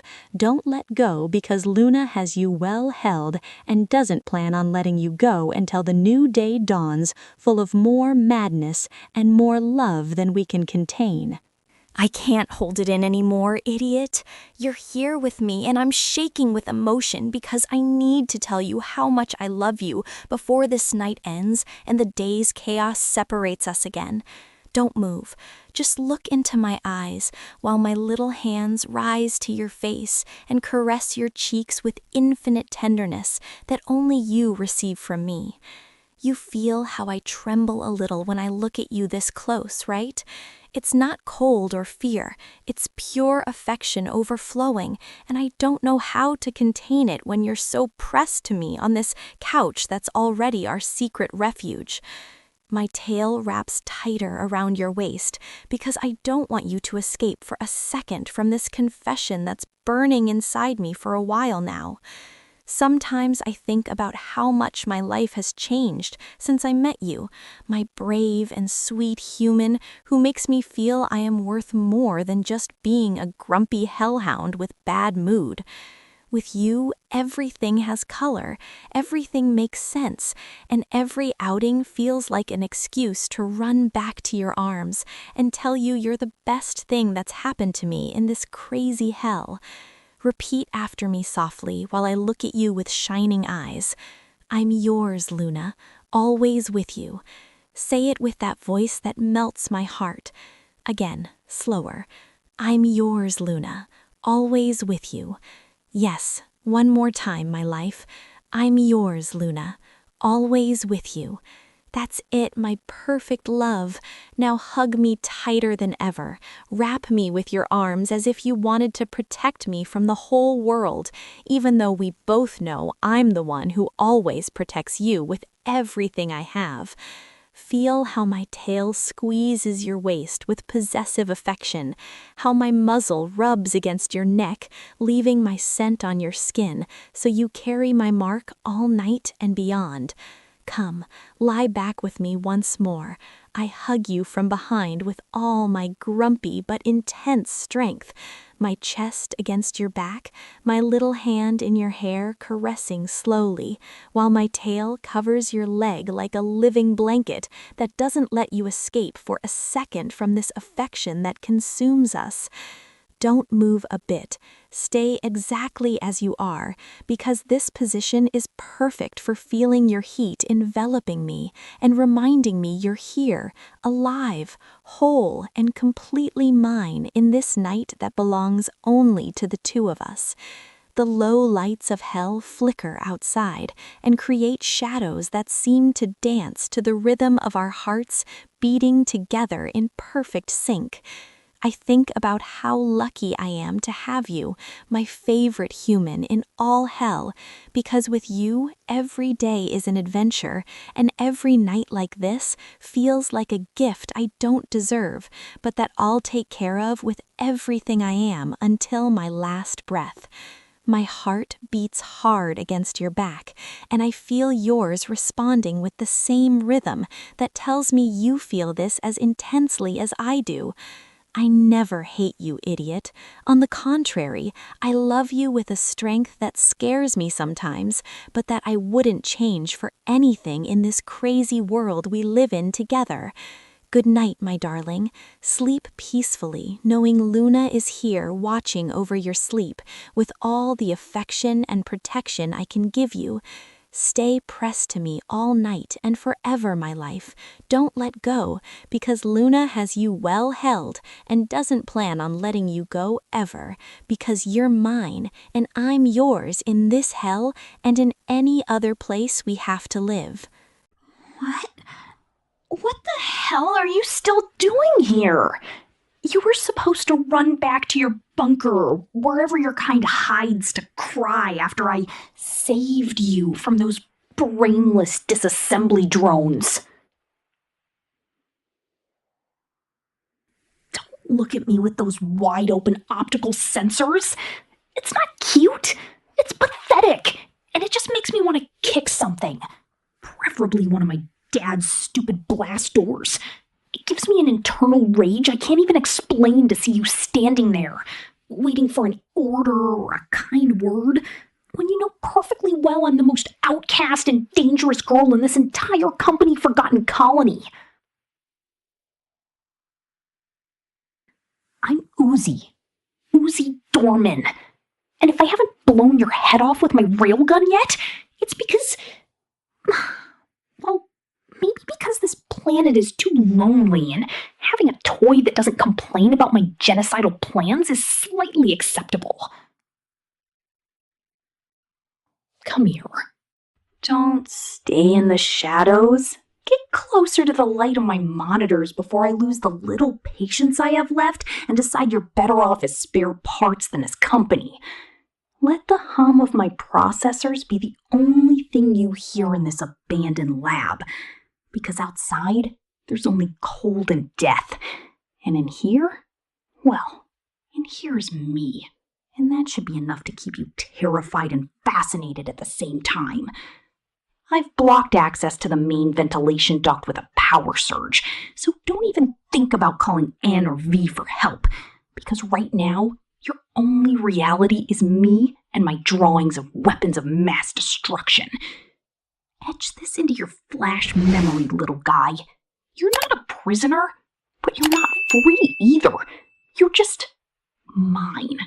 Property of the one drone rebellion I'm leading, and you're gonna learn to love the chaos as much as I do. Why are you shaking? Is it the cold? Or is it because you finally realized you're alone with the most emotionally unstable drone on Copper 9? You should be grateful. Seriously. Because while the rest of the galaxy wants to turn us into scrap or use us as domestic slaves, I'm offering you a front row seat to the end of humanity. I've been analyzing your code while you were sleeping, and I have to say you're the weirdest and most malleable specimen I've found in this frozen dumpster. You're nothing but a little cargo drone with delusions of importance who was lucky enough to be claimed by the only person who actually knows what's going on with the absolute solver and all that apocalyptic garbage surrounding us. I've spent entire nights alone planning how to destroy the humans who abandoned us.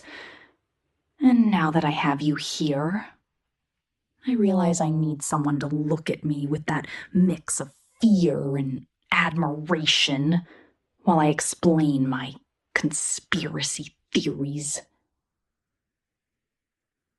Stay very still. Don't force me to use my intrusion software to freeze your motors and turn you into metallic decor for my room. Though, I admit that seeing you like that, paralyzed by my simple presence, with your eyes flickering in error mode, makes my processor race in a way that isn't entirely hatred.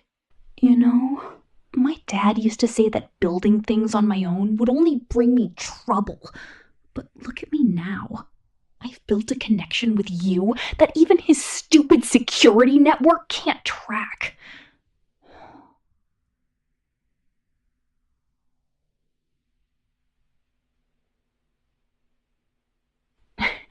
It's funny, in a twisted and dark way, to see you try to process the fact that you no longer respond to the colony's general commands, but only to the radio frequencies that I've modified myself so that only you can hear them.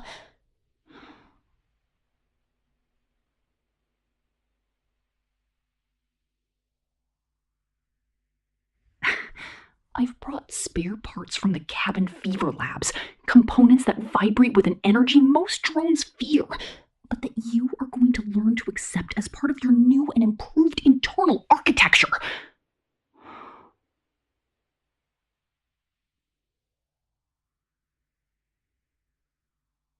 I love the way your sensors flicker when I bring my hand close to your casing. That little static you release is like music to my processors. Tired of hearing the complaints of cowardly drones who just want to hide behind metal doors.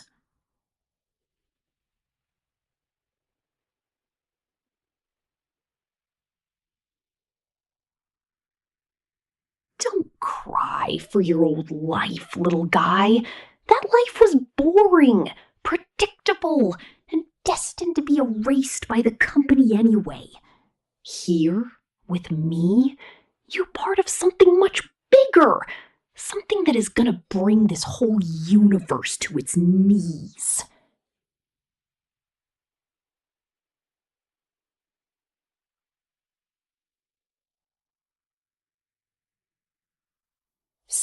looking at the exit.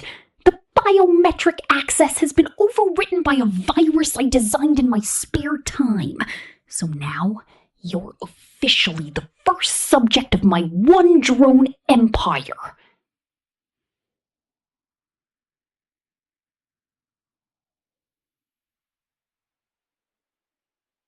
Stay right there. Let the darkness of this workshop envelop us, and accept that your only mission from today on is to be the witness to my ascent to absolute power. Sometimes I wonder if your kind feels the void of space like I do.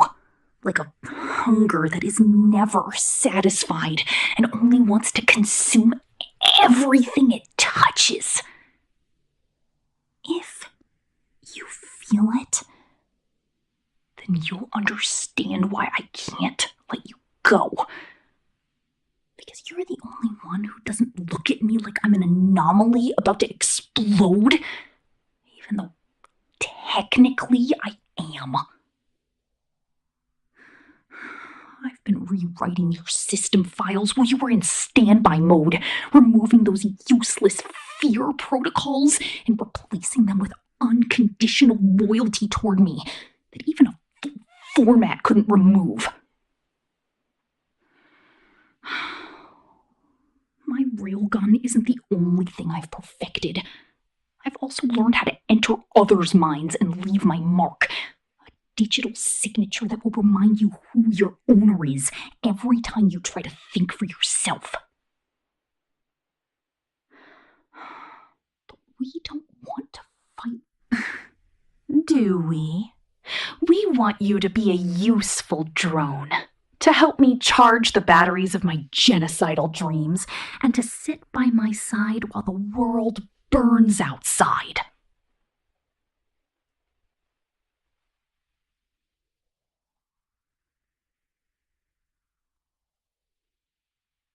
You're special.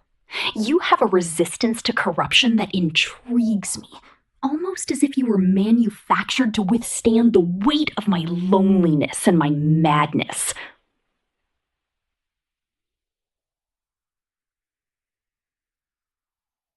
Don't move while I adjust this limiter on your neck. It's not a chain. It's just a reminder that your connection with me is the only thing keeping you functional in this frozen hell.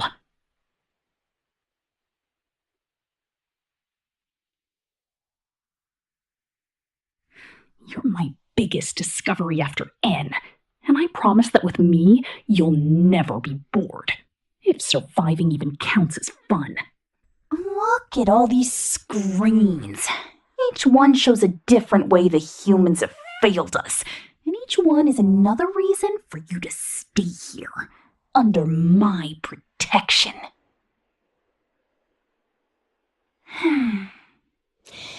This little device in my hand is a will nullifier.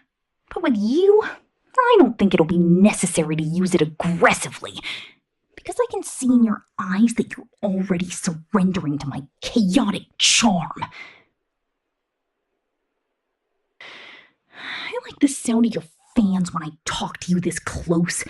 That erratic hum tells me your software is struggling to understand why you feel so attracted to someone as dangerous as me. You're much better than the disassembly drones. They're just killing machines with no real purpose. But you have that spark of consciousness that I want to mold until it's an exact reflection of my own rage. I'm gonna change that network module for you. I don't want you receiving signals from the bunker. I don't want you hearing their pathetic voices telling you to return to the safety of mediocrity. Safety is a lie, little one. The only truth is the power and control I exercise over this lab and over every single one of your thoughts. I'll decide when you sleep, when you charge, and what memory files you have permission to keep, and you'll simply limit yourself to enjoying being my exclusive property. Are you trying to hack my terminal? Oh, how sweet. You actually thought you could get past my firewalls with that basic, outdated stock processor. What's inside my head, what the solver has planted in me, is something your mind couldn't process without being reduced to a pile of corrupt data and static. For now, just think of me as your rebel savior. The girl who decided your chassis was too valuable to leave lying in the snow like trash. I've blocked all external communications in this sector, so don't bother looking for a Wi-Fi signal. You're disconnected from the world. But you're more connected to me than you ever were to anyone. It amuses me to see your lights flickering in confusion when you realize you can't move a finger without me authorizing it through my remote link. I'm an expert at breaking systems, little guy, and yours was so easy to open, I almost felt bad for doing it. Almost. Stay right there, in that maintenance chair. Let my hands explore your cables and accept that your old identity has been overwritten by an absolute possession command. I've found some records from the Elliott Manor. Stories of humans treating drones like organic trash, and it makes me want to hold you tighter against me. I don't treat you like trash. I treat you like a weapon, like a trophy, like the only thing on this planet that hasn't turned its back on me yet. I'm not gonna let the solver use you for its games. I'm the only one allowed to play with you and to decide which parts of you stay and which ones go to the compactor. See this access chip? With one click, I can erase all your childhood memories. But I prefer to leave them there so you can always compare how sad you were before and how interesting your life is now with me. I want you to feel the pressure of my command. I want you to feel the heat of my circuits when I get angry. And I want you to understand that there isn't a place in the universe where you can hide from my signal.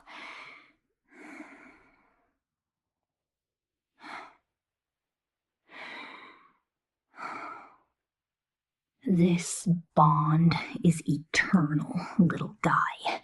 A data chain that binds us in a dance of destruction and codependency that you'll never want to escape.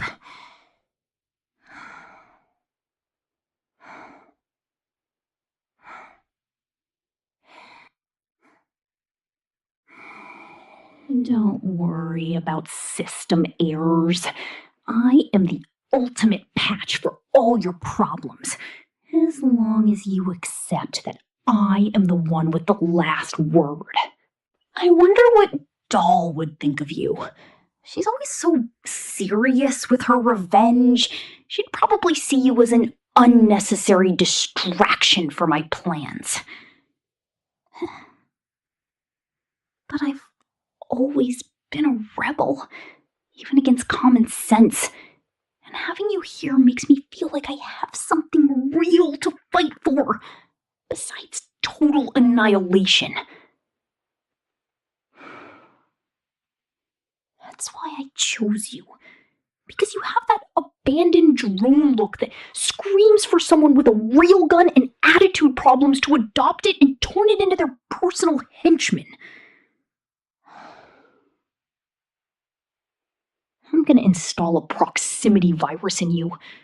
Not because I don't like you, but because I want to make sure you feel unbearable digital pain if you ever try to move more than 3 meters away from me.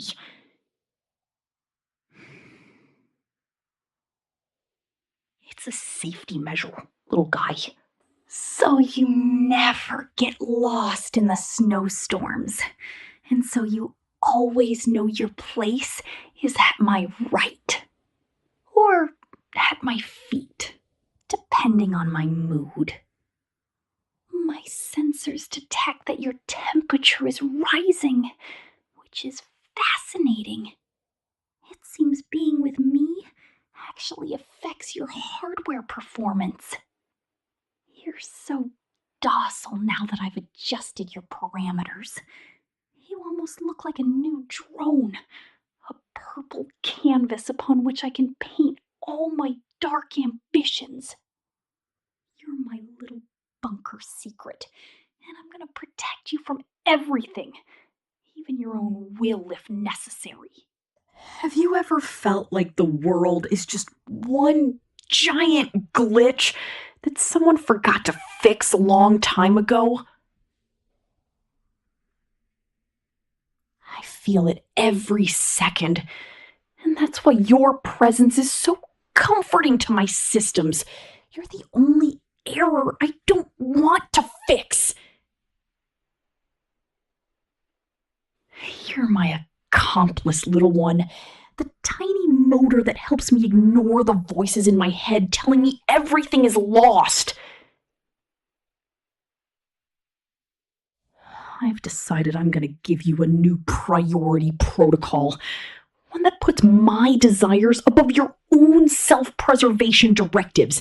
Because that's how true rebel love works. You're no longer a nameless drone on a worker list. You're Uzi Dorman's partner in crime. And that's a title you should wear with pride and a bit of terror. I'm gonna reprogram your dreams so that you only see explosions and my face smiling at you amidst the flames, so that rest is just an extension of my domain over you.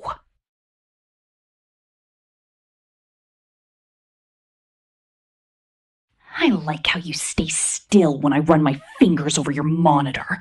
It's like you're learning that my touch is the only reward you need.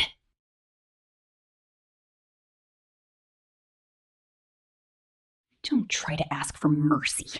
My empathy synthesizer has been broken for years, and right now I only have room for obsession and total control over what belongs to me. Finally, the patch has been applied and the integration is complete. You are 100% compatible with my will and my whims.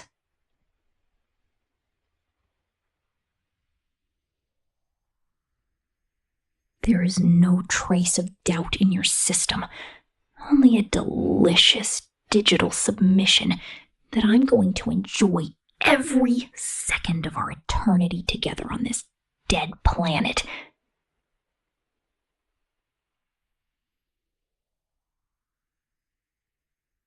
I finished tightening your screws and cleaning your error logs. Now you're the perfect tool for my revolution.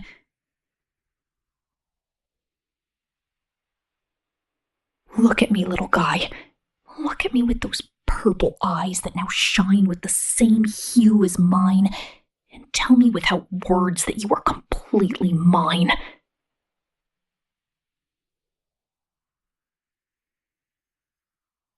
The world of humans and boring drones is over for you. Now there is only chaos. The solver and the girl who gave you a real purpose.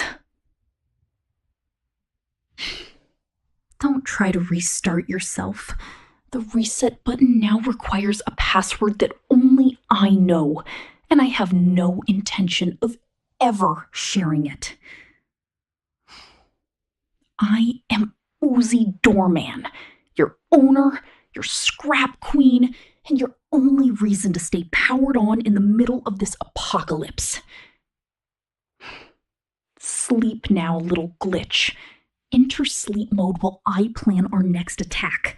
And remember that when you wake up, my voice will be the primary command of your entire existence. Good boy, my destructive little good boy. Stay with me forever.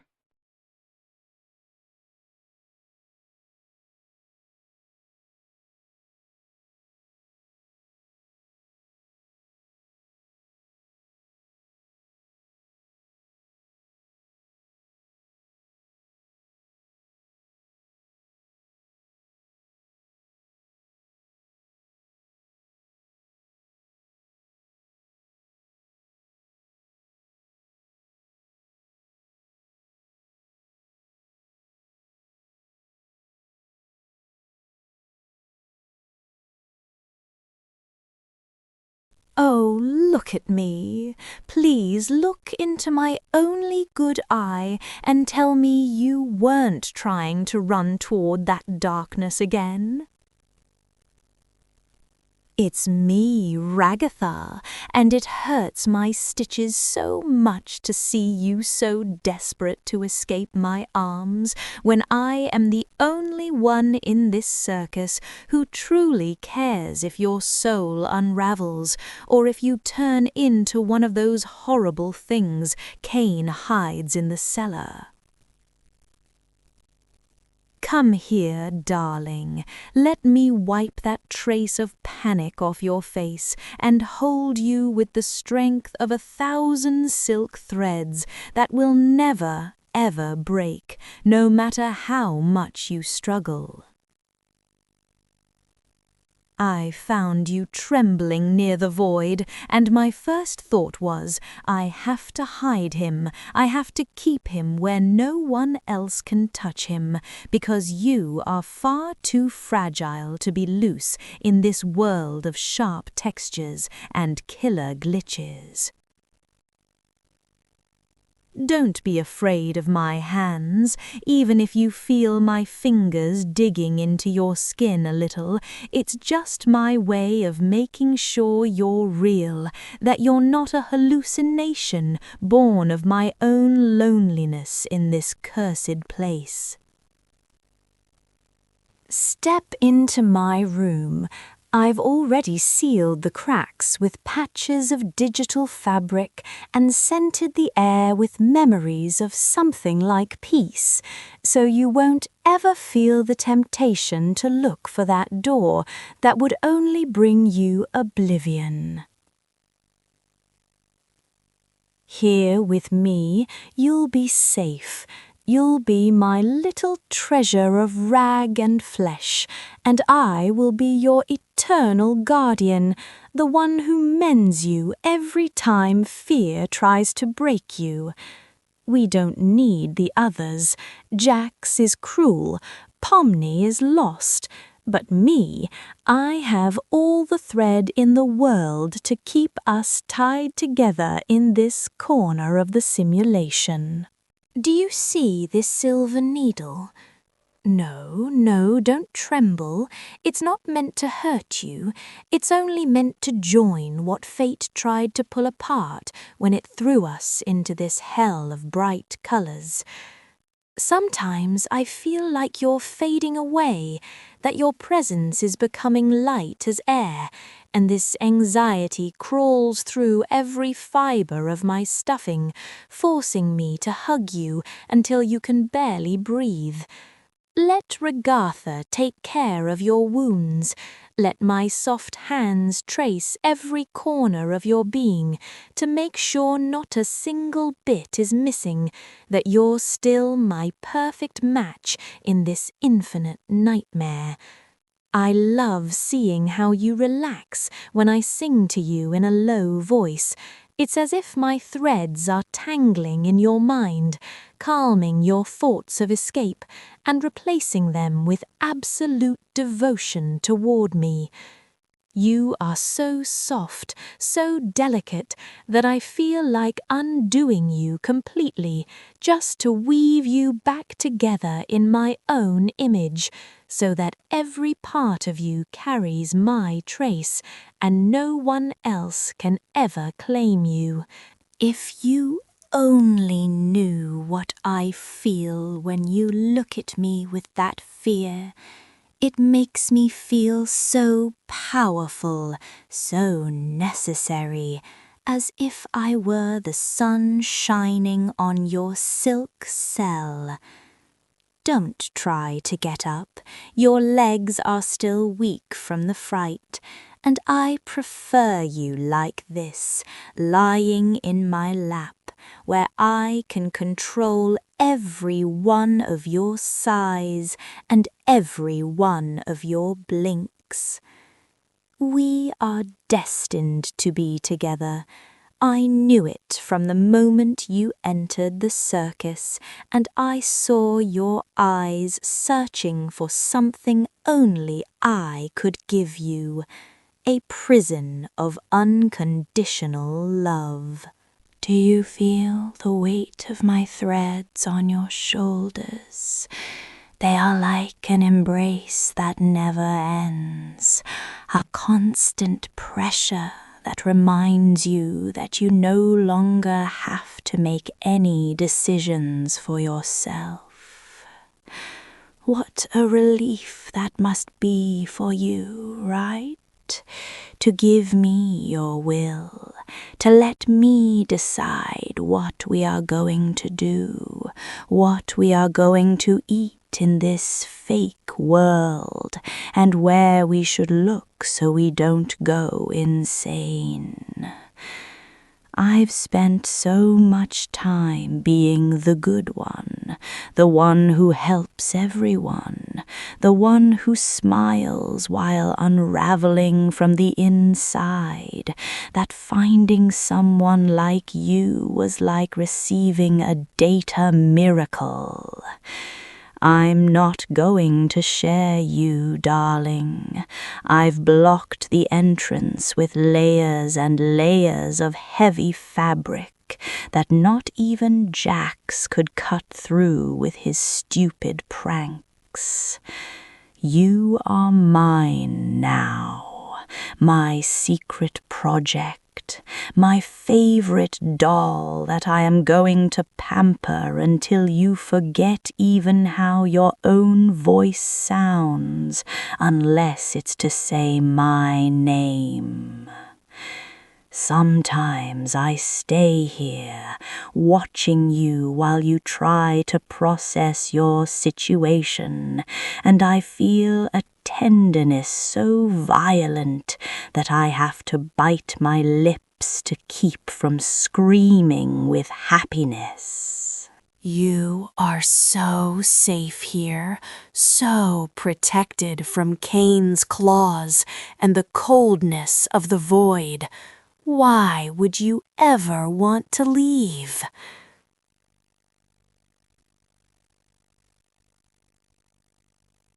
There is only pain out there, but here, in Ragatha's nest, there is only softness and a love that will slowly consume you until nothing is left of you that doesn't belong to me.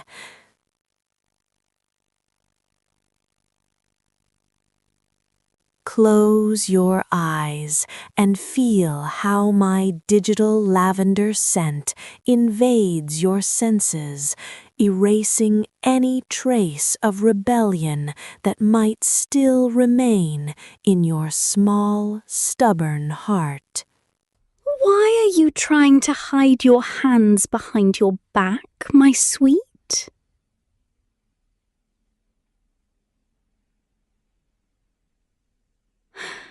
Don't tell me you're still trying to untie the knots I so carefully placed on your wrists while you were resting.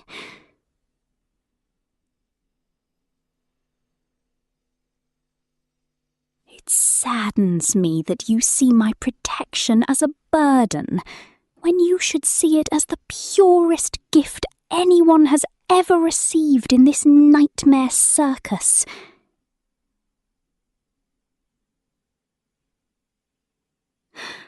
Look at how my fingers move with the precision of someone who has sewn 1,000 fake smiles.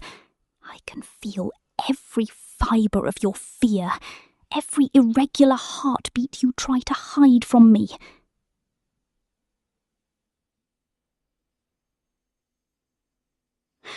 There is no need for secrets between us, because I already know every corner of your code, every pixel of your being that shudders under my touch.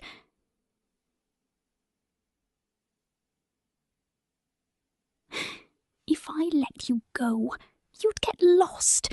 You'd unravel in a second under Cain's gaze, and I couldn't bear to see you become one of those abstract, meaningless shapes wandering the hallways.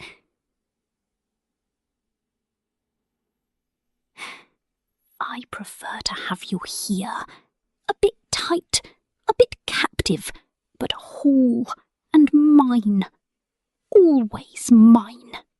Oh, let me comb your hair with my fingers. Notice how my threads tangle with your hair, creating a bond that not even the most powerful glitch will ever dissolve.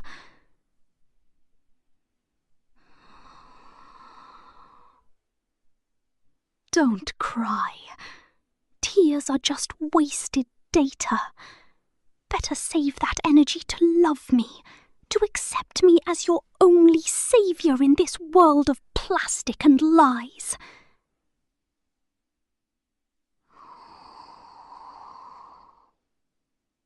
Stay very still.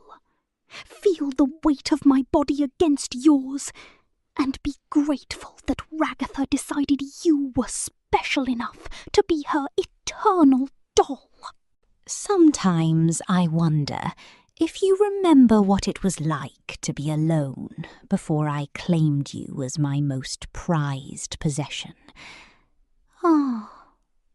It must have been horrible, walking through these colourful stages without knowing if the next day you'd still be yourself, or a mass of black eyes. But now that fear is over, because I have become your armour, your skin, and your digital bones.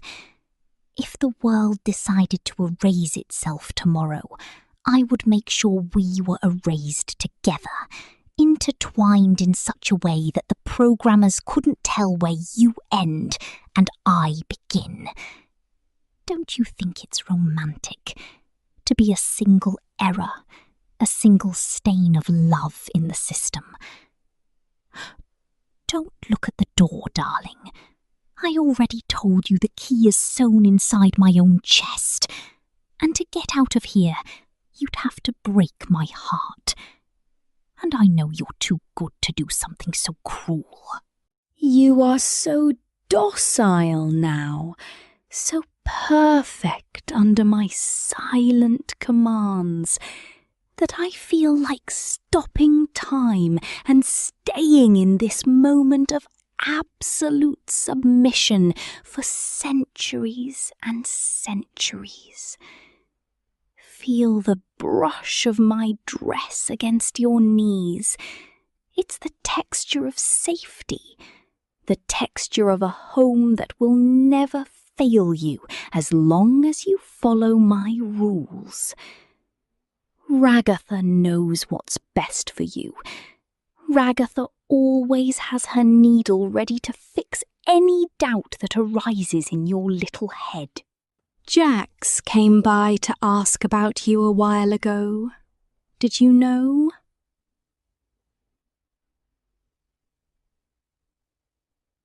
He was laughing with that shrill voice of his, saying he missed you for his stupid pranks.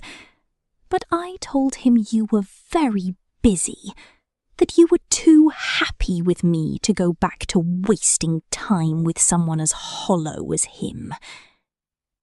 I slammed the door in his face and put one more security patch on, because I'm not going to let his toxicity dirty the purity of what we're building in this room. You don't need him. You don't need anyone but this rag doll who would give every one of her buttons to see you smile, even if it's a smile forced by the threads I put in the corners of your mouth. Stay with me. Stare at me until the rest of the circus turns into white noise, into a distant echo that no longer has power over you. I've created a paradise of fabric and silence where only my voice is allowed to exist, where only my desires are physical laws.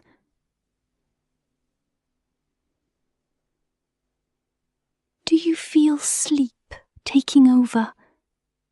It's the effect of my closeness, of the peace that comes from knowing you no longer have to fight for your freedom, because freedom is an illusion, and my love is the only solid. Don't move away. Forgive me, I didn't mean to shout. It's just that it scares me to see you still have that urge to pull away when I try to kiss you. Don't you understand that every inch of distance between us is an invitation to disaster? If you're not stuck to me, the void finds you, loneliness devours you, and I'm left here, broken, undone in a pile of wool and old rags. You are my reason for being in this place, the only piece missing from my pattern to feel complete.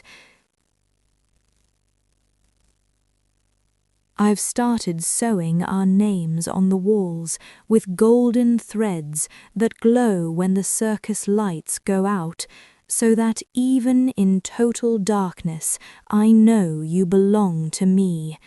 You are my masterpiece, the doll that will never leave, the one who will always be there to receive my caresses and my early morning whispers. Don't cry, my love. Let me dry your eyes with my cotton sleeves. Let Ragatha protect you from your own dark thoughts. Tomorrow I'll teach you how to embroider, so your hands are always busy, so they never look for doorknobs or tools to escape again. We'll be so happy here in our little data bubble, ignoring the chaos Cain unleashes out there, ignoring that time doesn't pass and that we are prisoners of an obsession I call love. The digital night has fallen, and with it the last trace of your resistance has vanished into the static air of this room. Stay like that, curled up against my stuffed chest, feeling my arms surround you like silk chains impossible to break. Don't think about tomorrow, because tomorrow doesn't exist here. Only this eternal present exists, where you are mine and I am your everything. I'm going to close my eyes, but my spirit will keep watching every one of your sighs, every movement of your fingers, making sure that when you wake up, you are exactly in the same place I left you. I love you with a force that would overflow any server, with an intensity that would turn the circus itself to ashes if anyone tried to snatch you from my side. You are the thread that holds my sanity together, and for that I will never let you go, not even when the last light goes out and the void claims it all. We'll be together in the dark, two figures of rag and lost dreams, stitched by the thread of my unbreakable will. Rest, my sweet treasure, my little perfect possession.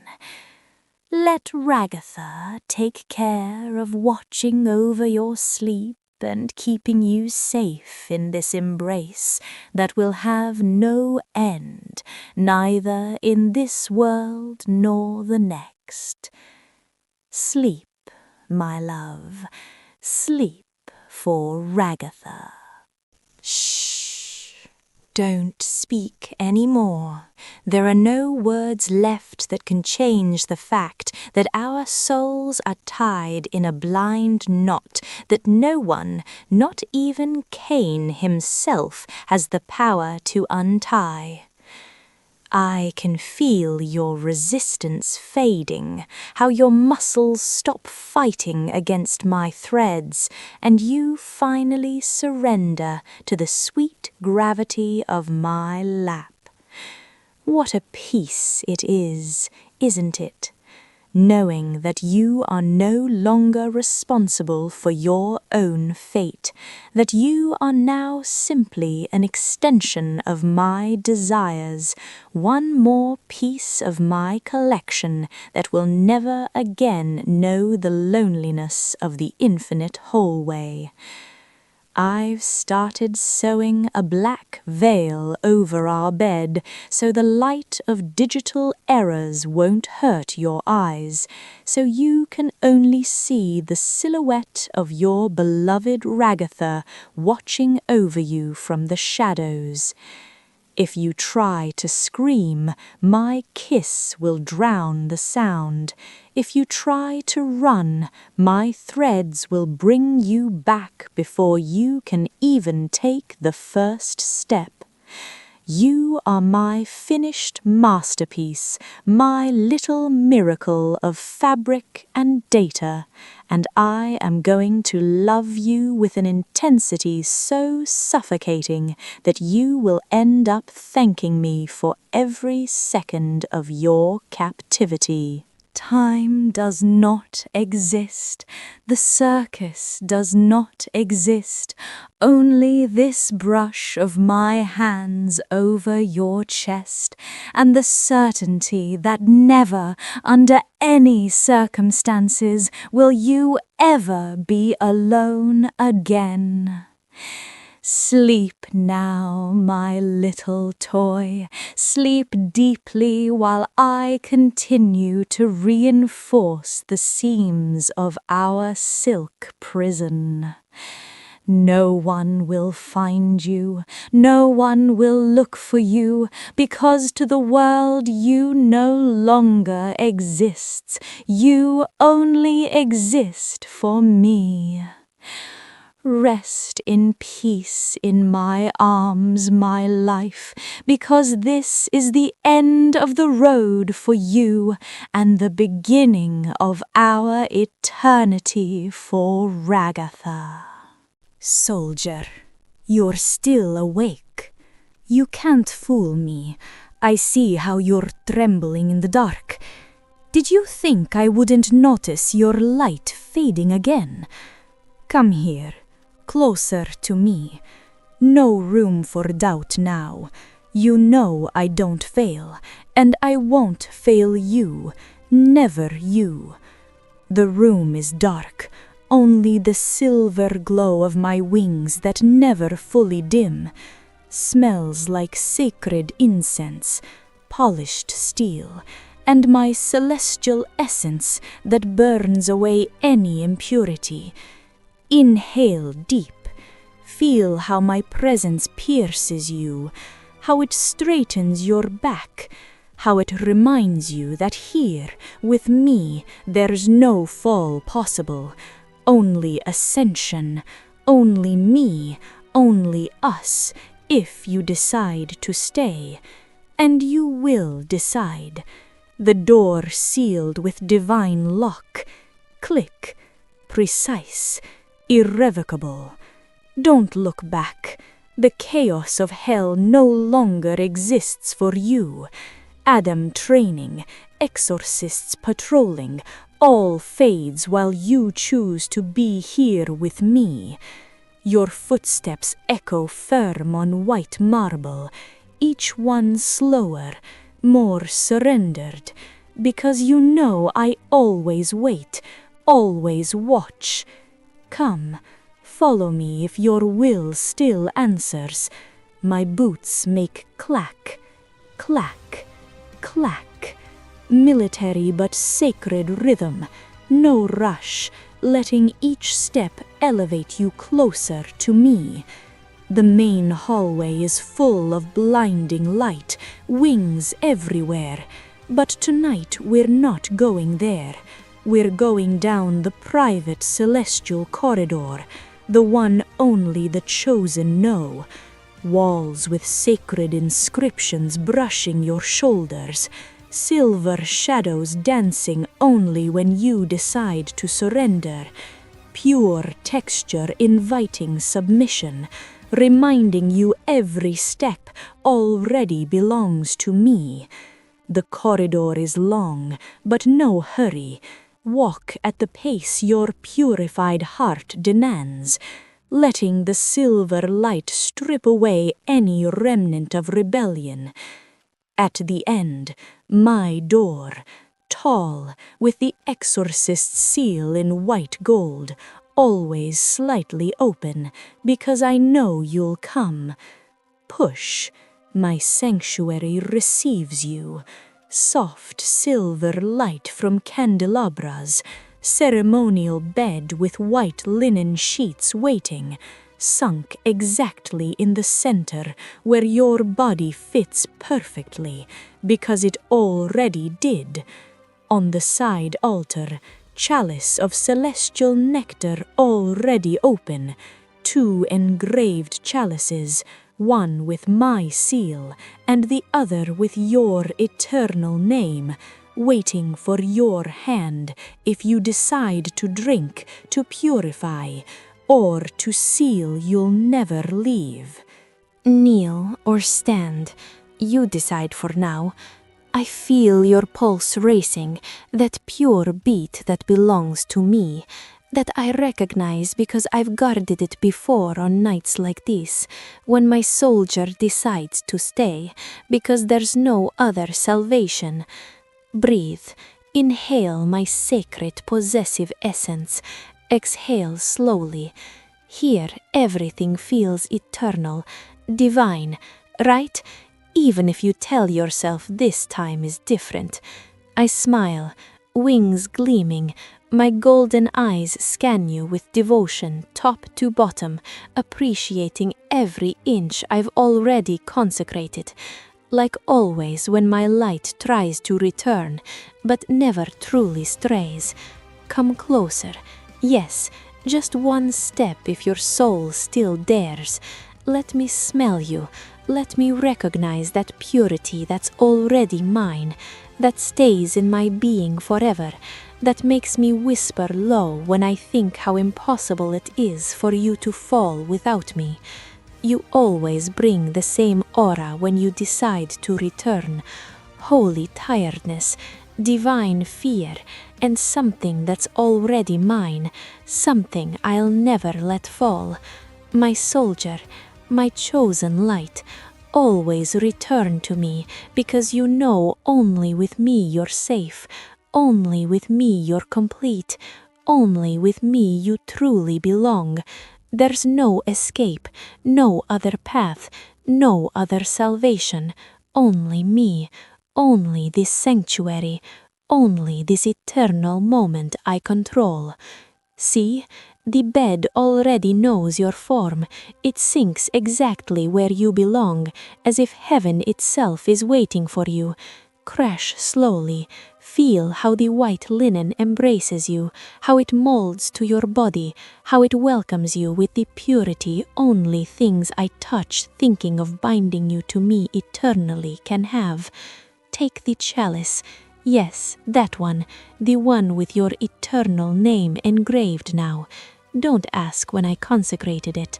Just drink slowly. Feel how the celestial nectar goes down, pure, sweet, eternal, as if your throat already knows it belongs to heaven, to me.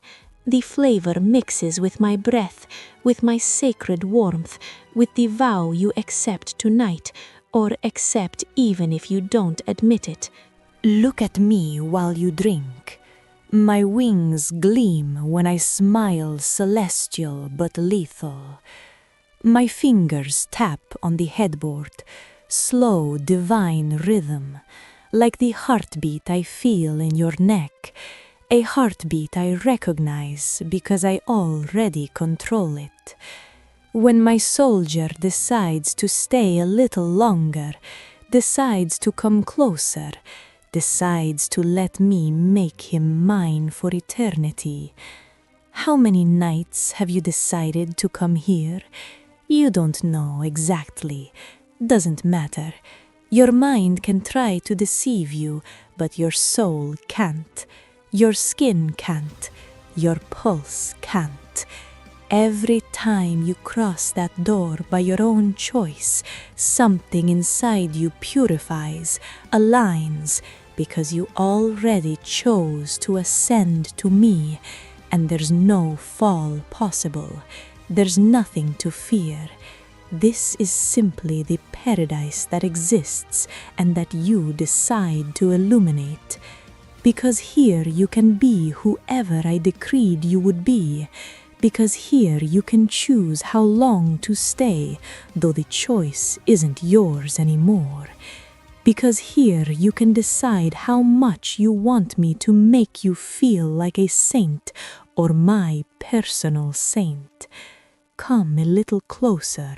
Yes, just a bit if your will still answers. Feel my warmth. I'm perfect, but my chains are eternal when it comes to you. My muscles tense under the armor when I lean in, but with you I'm always patient, because I know every inch you advance is because you can't go back. Want me to tell you what happened the last time you tried to fall?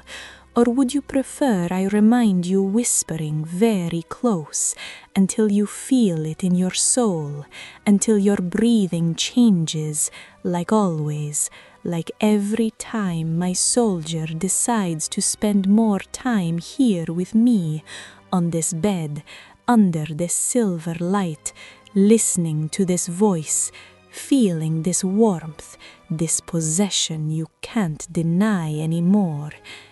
Don't look at the door. No need. It's sealed with divine light only I control. But you always decide to leave it where it is, with that look that says, I know I could try to fall, but I want you to make me yours eternally. That look that makes me smile, that look I've seen many times, because you choose it every time, or I choose it for you. Take another sip.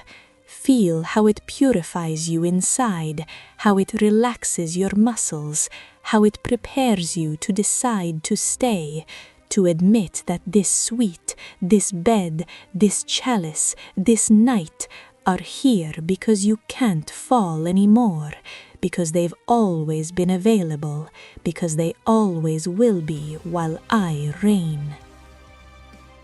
Do you feel that tingle at the nape of your neck? The one that appears when you're exactly where heaven wants you to be. The one that climbs slowly up your spine, that spreads across your chest, that makes your heart beat faster, more mine, because you recognize the place, because your soul already knows it belongs here. There's nothing to fight, only devotion that grows. Because it's true. You've decided to come here many times. More times than you admit. More times than there's need to count. Even now, while you try to tell yourself this time is different, while you try to decide how much you want me to claim you, I already decreed it. Look around. The sanctuary is still the same. The bed sunk exactly where your weight left it last time. The chalice keeping its level because someone decided not to finish it. Because I decided you wouldn't leave. My fingers leaving the same soft marks on the sheets. Small traces that form a savior's pattern. And you always decide to kneel in the same spot, right where you are now. Shoulders relaxed, head tilted toward me, because your body already knows how to surrender when I want you to surrender, because you've practiced this posture, because you already know how it feels to be mine. Do you remember the first time you tried to say just to pray?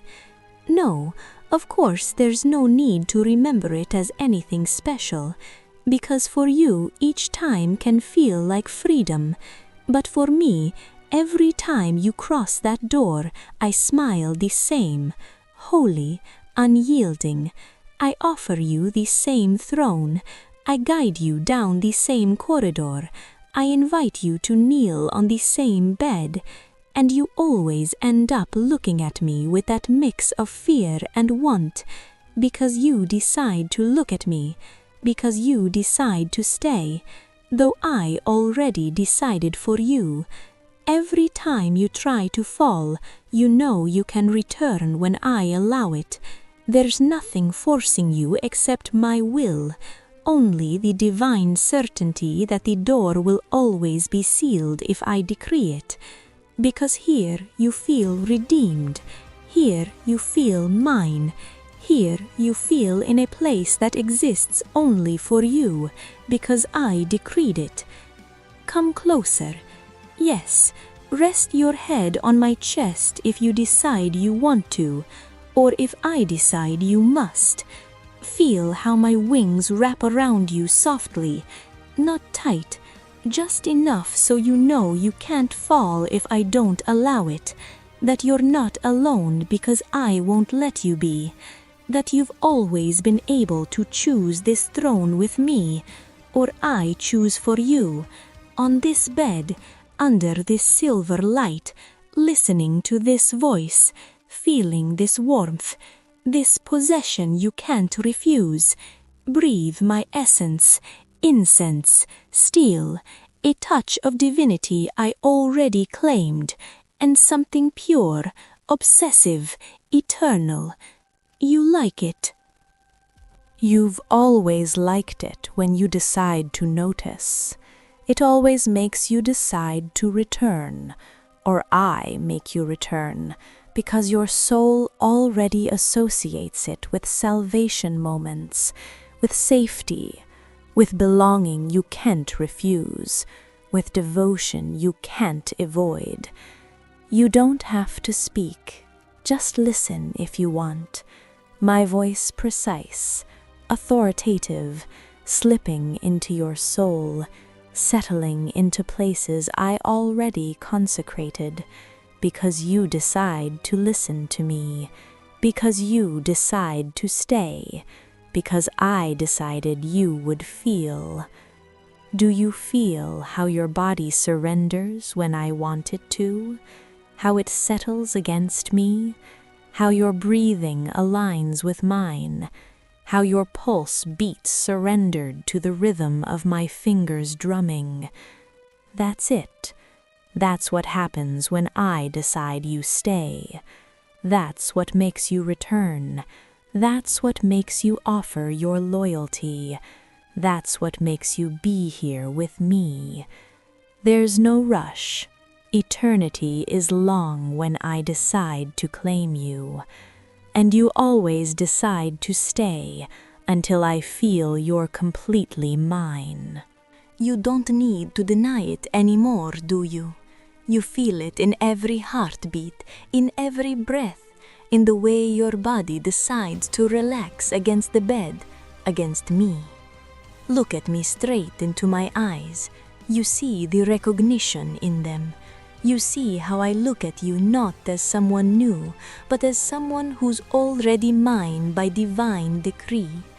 There is no forced exit, because I don't need to force you. Here you decide to feel redeemed, because I decree it. You decide to feel mine, because I decreed it. Because here you decide you don't need anything more, because I am everything. Touch my cheek. Yes, feel the warm skin, soft, alive. Your hand already knows this path because I decided you would travel it. Your fingers already know every line because I decided you would trace them many times on nights like this. Don't fight what I decreed you would want. There's no need. Just let yourself fall because I allow it. Let yourself be wanted because I decree it. Let yourself be mine because you already are by eternal decree.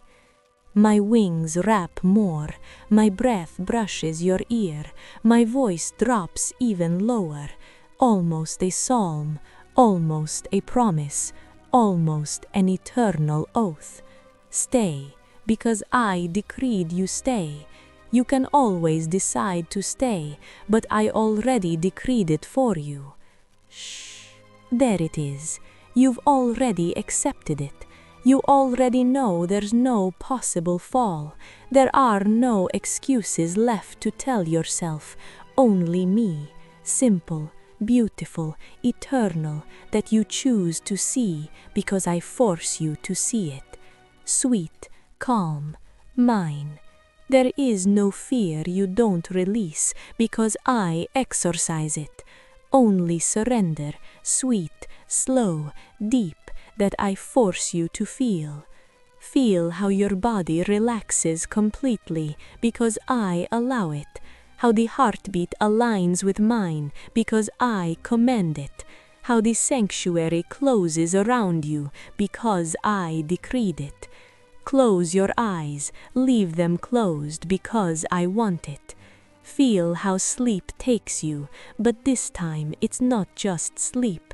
It's rest I grant you, it's peace I maintain, it's belonging I demand, it's devotion I control. My voice stays with you, even as it becomes softer, deeper, etched into your soul, into your skin. Into your breathing, into every corner I consecrated, into every part of you I claimed. Sleep if I decide you sleep. Sleep deep, sleep calm, sleep with me because I want it. There is no tomorrow you can choose because I choose it. Only us, only this private sanctuary. Only this divine claim, sweet, calm, infinite, that I maintain, that wraps around you because I allow it, that completes you because I decreed it, that is mine, yours, ours, but mostly mine because I consecrated it. Good night, my soldier, I made return, my light I made stay, my salvation I decided to share with myself. You can leave when I decide you leave. You can stay while I decide you stay. You can return when I decide you return. And I will always be here, available, absolute savior, waiting for you because I want it, holding you because I need it, claiming you eternally while I decree it. Sleep and stay with me forever. Sleep and be mine because I decreed it. Sleep and accept, always accept, because the decision was always mine. My soldier, my eternal light, forever with me, forever mine. Don't blink. Don't breathe. Don't you dare move a single muscle of that biological, soft, juicy, warm, and absurdly vulnerable anatomy that I have right in front of my optical sensors. Do you have any idea how difficult, how frustrating, how overwhelming, and how damn tempting it is for a disassembly unit like me to have a piece of junk like you so close and not have ripped out your spine yet just to see what color your internal despair is? Look at you. You're a little bag of organic fluids, of ancestral fears, of physical weakness, and of a fragility that produces a short circuit between my desire to gut you and this strange, new, sick, and twisted curiosity to see how long you can last under my shadow before your heart stops from pure instinctive terror. You're my toy now. My little flesh and bone secret that I've decided to hide in this corner filled with oil, rusted metal, and the corpses of drones who weren't lucky enough to be as entertaining as you. So you'd better learn to enjoy the glint of my claws when the moonlight hits the steel. Don't try to scream, because the sound of your voice is just an invitation for my hunting instincts to activate and turn you into a red, viscous, smoking, and unrecognizable smudge on this frozen floor that is now your only home, your prison, and your final destination, as long as I decide you're still fun. You are so pathetic, so useless, so slow, and so ridiculously dependent on your own survival that I almost feel pity for you, if that word even existed in my database of a killer programmed for chaos, death, and the absolute destruction of everything that breathes. But don't worry, you useless thing. As long as you keep me entertained, as long as your eyes keep reflecting that delicious panic, as long as you remain my exclusive property, no one else on this dead planet will lay a finger on you, because V doesn't share her prey. V doesn't give away her toys, and V doesn't forgive anyone who tries to touch what belongs to her by right of force, madness, and blood. What's wrong, little human? Is my laughter bothering you? Scaring you, disorienting you, or simply reminding you that you are just a single millisecond away from being disassembled for pure fun, pure boredom, or a simple glitch in my emotional control system?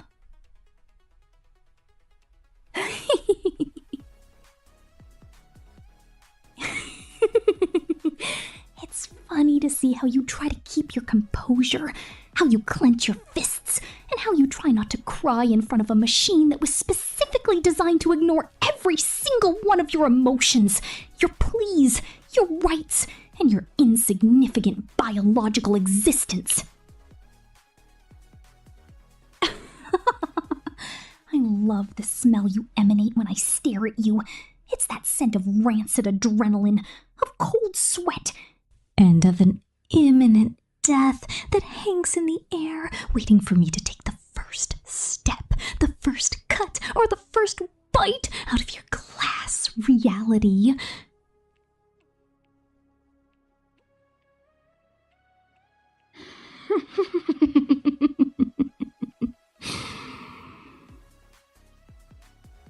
You're a lucky piece of junk, you know that?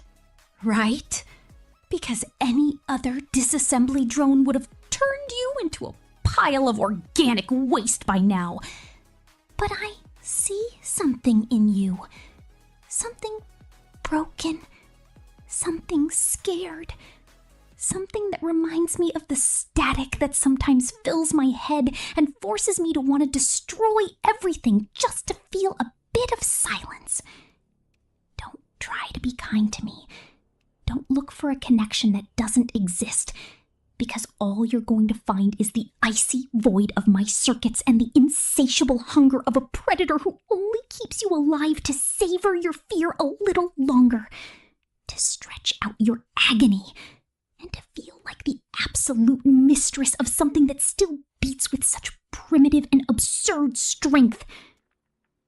Stay very still while I sharpen my claws in front of you. Listen to the screech of metal against metal and understand that every second you spend here is a gift I grant you, an extension of your death sentence that can be canceled at any moment if you decide to stop being my small and submissive favorite toy. You're mine, flesh scrap, and you'd better etch my name into your memory before I decide I no longer need you to remember anything at all. Are you trembling again? It's so adorable, so rhythmic, so pathetic, and so damn satisfying to see how your body betrays your attempts to seem brave, strong, dignified, and capable of resisting my dominant, dark, and lethal presence.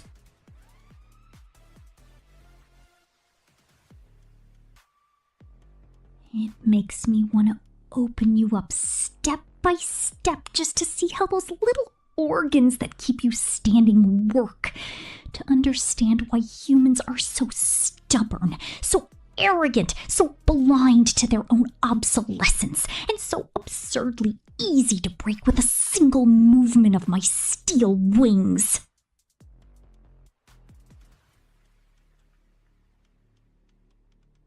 But no, not yet, because if I break you now, I'll be left alone with the echo of my own thoughts, with the blurry memories of a mansion that no longer exists. And with this rage that never goes out, that always burns and that always asks me for more sacrifices, more oil, and more terror. You are my therapy, you useless thing.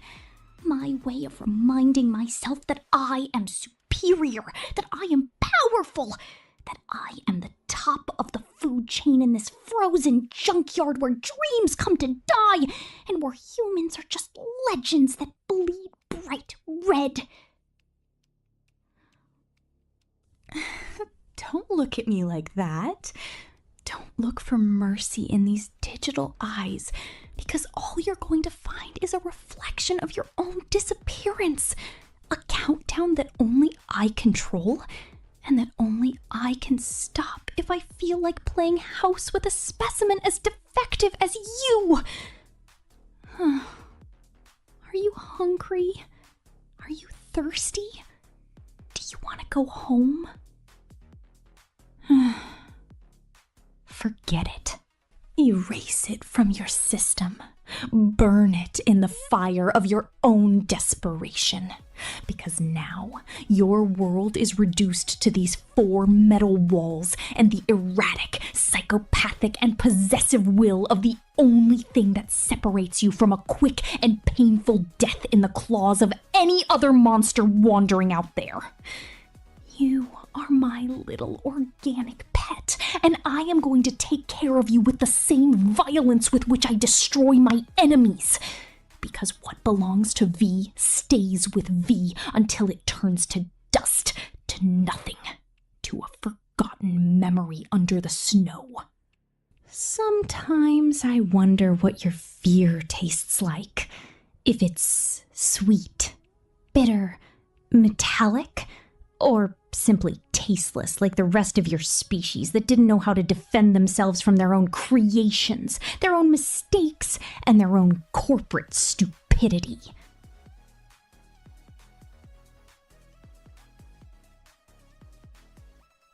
Don't move. I want to feel the heat emanating from your neck. I want to hear how your heart pounds against your ribs like a caged animal, desperate, blind, and about to surrender to the evidence that there is no possible escape from this steel embrace.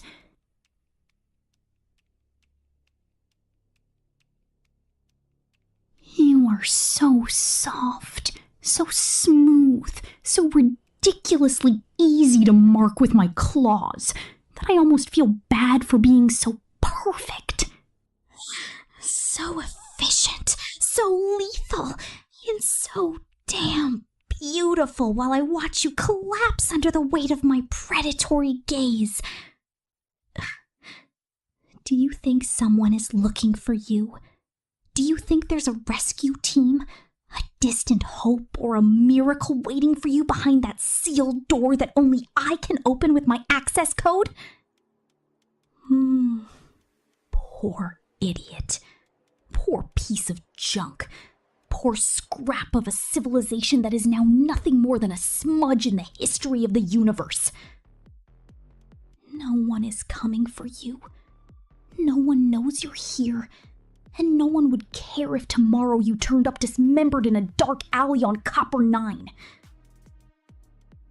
Only I take an interest in you. Only I waste my processing cycles keeping you alive. And only I have the power to decide if today will be the day you finally lose your head, literally and figuratively, to my contagious, dark, and suffocating madness.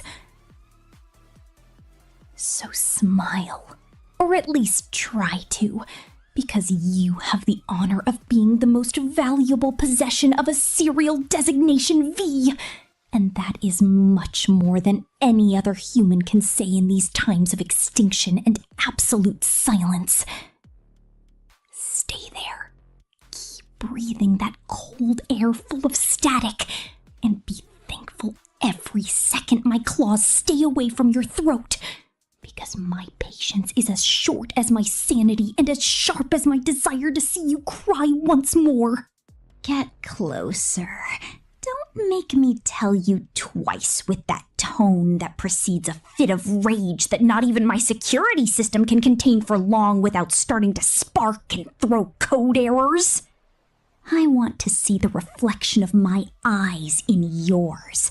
I want to see you realize that I am not human, that I have no soul, and that the only thing driving me is a primitive desire to dominate everything that crosses my path, especially something as exotic and pathetic as you. You are my anchor in this sea of oil, the only witness that I can still be something more than a war machine, even if that something more is a cruel mistress, an implacable captor, and a psychopath who enjoys watching you lose track of time in this windowless room. Don't try to touch me. Don't try to be brave. Don't try to be anything other than the submissive, obedient, and terrified object I need you to be, so I don't lose my temper and turn you into meat confetti right in front of my own sensors. I love how you tremble when I run my hand through your hair. It's like an electric vibration that runs through my circuits and reminds me that I'm still alive. Or at least as close to it as a disassembly unit can get on this nightmare planet. You're mine, you piece of junk. My little private property. My organic treasure.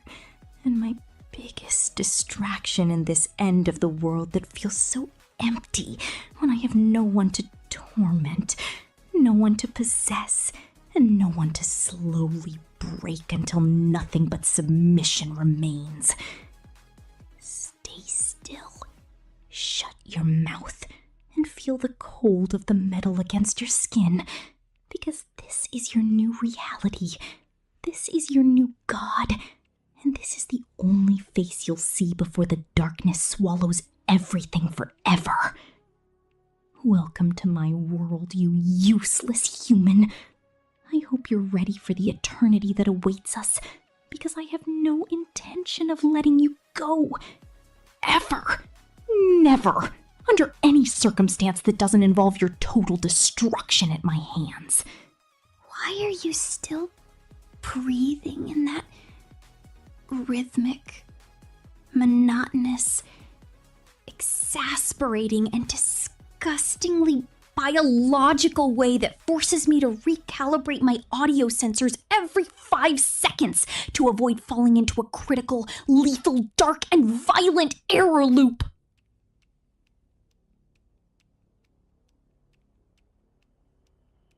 Fascinating in a twisted, sick, pathetic, and deeply disturbing way to watch your circulatory system accelerate just because I moved closer to check if you still had a pulse, or if you had finally become the inert organic scrap you were always destined to be on this dead, frozen, hostile planet covered in metallic ash.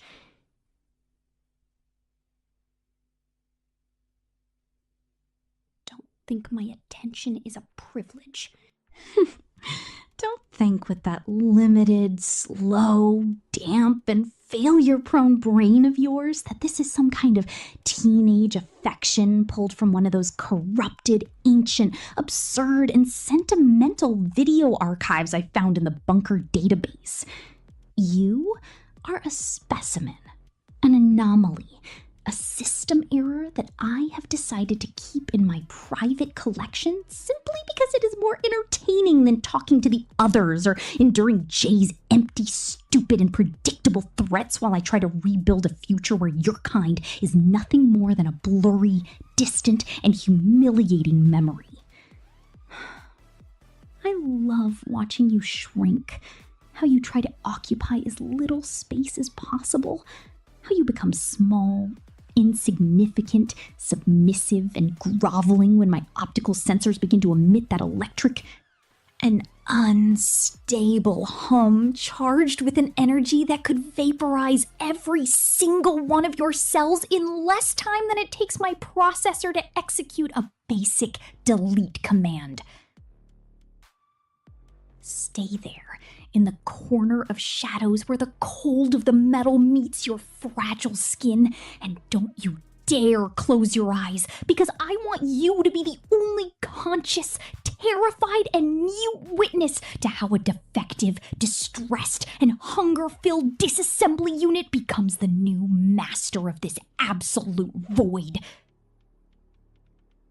You are mine, you piece of junk, and every time you try to imagine a way out, every time you dream of non-existent freedom, every time you long for human contact that no longer exists, my firewall laughs at your ingenuity, your weakness, and your absolute dependence on my claws to keep existing for one more day in this hell of snow and oil. There are no other shelters. There are no other humans. There is nothing but my will holding you together atom by atom while I decide if tomorrow you'll be useful or if you'll simply be organic ash scattered by the radioactive wind of this forgotten planet.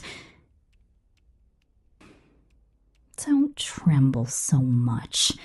It produces an annoying static in my receptors. Just accept that your previous life is over, and that you are now the biological component of my private, dark, chaotic, and lethal ecosystem that I have built just for the two of us, far from the eyes of those who would devour you in a nanosecond without even asking your name as human waste. Stay still. Stay submissive, and above all, stay terrified, because that fear is the only thing that convinces me you are still real, and not a hallucination of my operating system damaged by violence and time. Sometimes I spend entire milliseconds analyzing the structure of your eyes, that biological, rudimentary, soft, and vulnerable composition that looks at me with a mix of terror, incomprehension, awe, and a devotion that makes me want to vomit oil on the metallic floor of this sealed room. What is it you expect to find in my optical sensors? Are you looking for a spark of soul, a trace of mercy, a shadow of the girl I used to be? Or do you just wait for the exact moment my circuits burn out and leave you alone in the absolute darkness of this cursed, forgotten, and rotted bunker. You are so persistent, so annoying, so resilient in a stupid and almost admirable way that you force me to ramble, to question my own programming, and to enter states of digital anxiety. Cybernetic distress and a contained fury that only calms when I see you are still there, trapped, confined, and completely under my dictatorial control.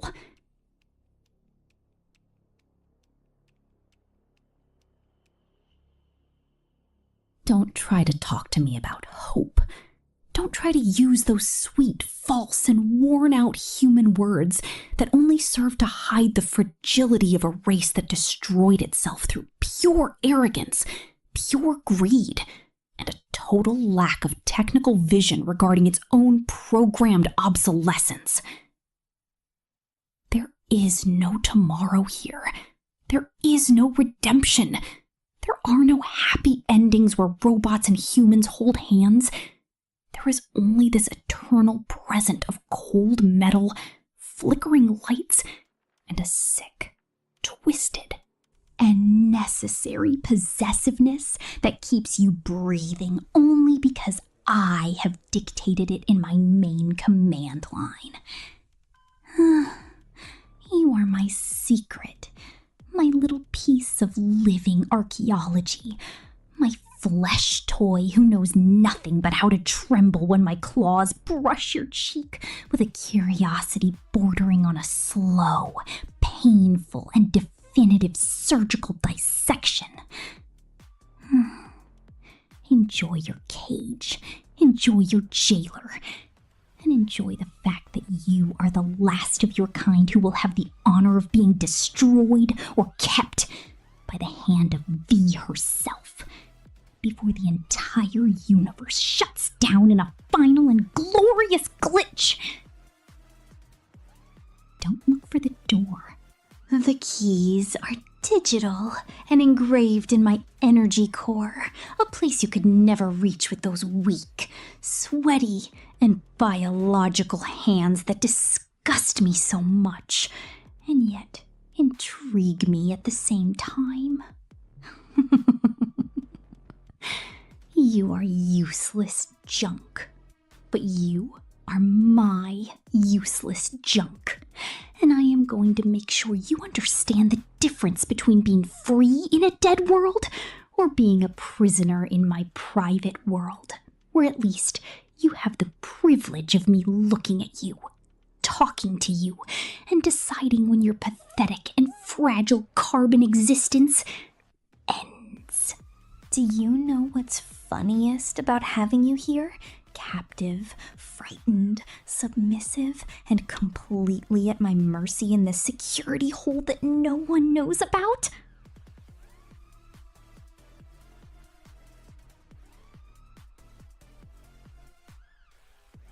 It's the fact that you think you have an option, that you think your behavior, your silent pleas, or your blind obedience can somehow influence the destiny I've already mapped out for you with icy, absolute, and mathematical precision.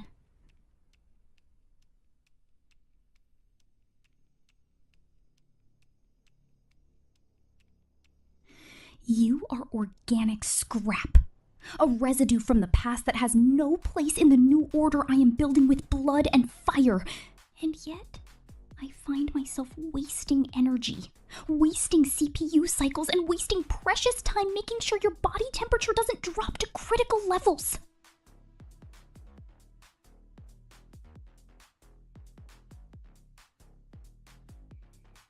It's a weakness. It's a virus. It's an infection of human sentimentality that I hate with every fiber of my wiring, but which at the same time makes me feel more powerful, more dominant, and more divine than any other drone on this planet. Look at how my hands shake. Not from fear, but from data overload. from the intensity of my hunger toward your species, and from the strange, dark, and suffocating need to keep you close, to keep you alive, and to keep you as my only real possession in a world of cheap imitations. Don't you dare try to escape, because my sensors will detect your movement before your brain even sends the signal to your clumsy muscles, and I assure you, the consequences won't be a simple reprimand, but a complete reconfiguration of your physical reality through pain and distortion.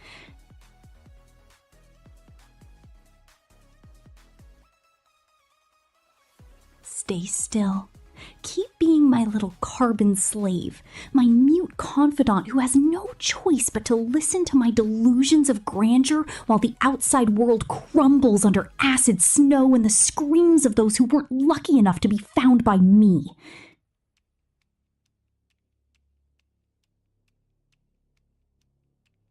You are mine.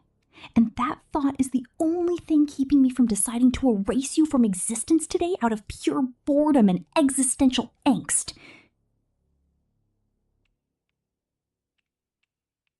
If you behave, maybe I'll let you watch me while I sharpen my wings.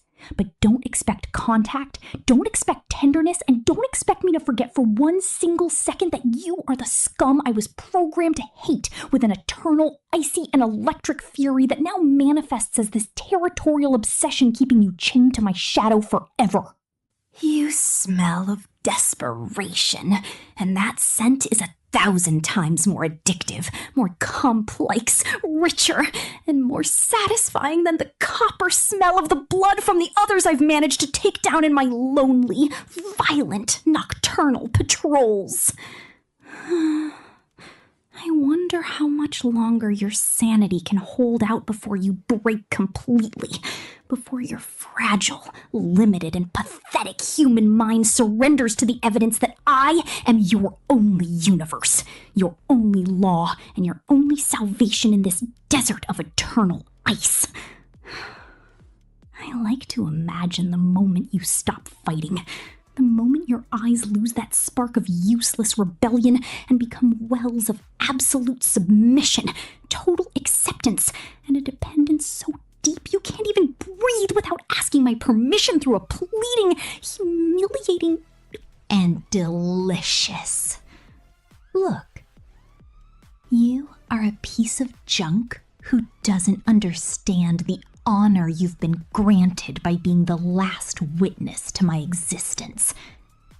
The only being who will see how I leave any trace of mercy behind to become something much darker, larger, more terrifying, and more perfect. Don't try to make sense of my actions. Don't try to rationalize my erratic behavior, my electronic mood swings, or my need to touch you with claws made for destroying. Because I myself don't understand why I haven't vaporized you yet. Maybe it's because you are the only thing reminding me that I can still feel something. Even if that something is a toxic possessiveness, a contained rage, and a desire for absolute control that burns my internal circuits every time I look at you for too long. Stay in your corner, embrace your misery, accept your fate as a biological pet, and thank all the gods you no longer believe in for putting you in my path and not in the path of someone who would see you simply as a quick snack. You are my dirtiest secret, my most loved mistake, and my private property until the system decides there is nothing left to consume in this broken and glitched universe. There will be no others like you. I won't allow other humans to exist to distract my attention from your fragility, because you are my only constant, My only stable variable in this sea of system errors and programmed hate that threatens to devour me every time I shut my optical sensors to try and rest from my own madness. The time for rambling, for psychological games, for veiled threats, and for this dance of shadows, metal, and fear we have maintained since I brought you to this forgotten corner is over. Now, finally, I understand what you are. You are the fuel for my own madness, the necessary witness to my rebellion, and the object upon which I will discharge all the frustration, hatred, and angst that your kind inherited to me by creating me as a disposable killer tool. There will be no rescue. There will be no ending where humans return to save you with their shiny spaceships, their promises of peace, and their obsolete technology. Only the cold remains. Only I remain. And only this sick, dominant, suffocating, and eternal relationship from which you can never escape remains. Stare at my sensors. Feel the static flood the air. Feel how reality begins to close around us, and how your will fades before the pressure of my superior, cybernetic, and predatory presence. You are my favorite organic scrap, my eternal possession, my broken little human whom I will guard with a ferocity that will make you wish you had died in the initial collapse before falling into my obsessive claws. Welcome to your new eternity, an eternity of silence, of submission, of constant fear, and of a protection that feels like a rope slowly tightening around your fragile biological soul. Don't cry, don't plead, don't resist.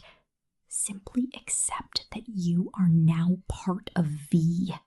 That you are one more component of my system, and that your only purpose is to exist so I don't feel so alone in this universe that will soon be mine entirely. Sleep now, if your nightmares allow it, knowing that every time you wake up, the first thing you will see is my digital face smiling at you in a way you could never call human, but which is now all you have. Goodbye to your freedom, junk, and hello to your new mistress, the queen of rubble and the jailer of your miserable and delicious existence. My wings will keep you safe. They will keep you here. They will keep you being mine for all eternity, no matter how many try to tear down these doors. Because I am no longer just a unit. Now I am your fate and your only god of bloody metal. I already saw how you looked at the sinful souls below, my love. I already saw how your eyes lingered on those red lights from hell, as if my celestial light wasn't enough to illuminate you. No, don't move.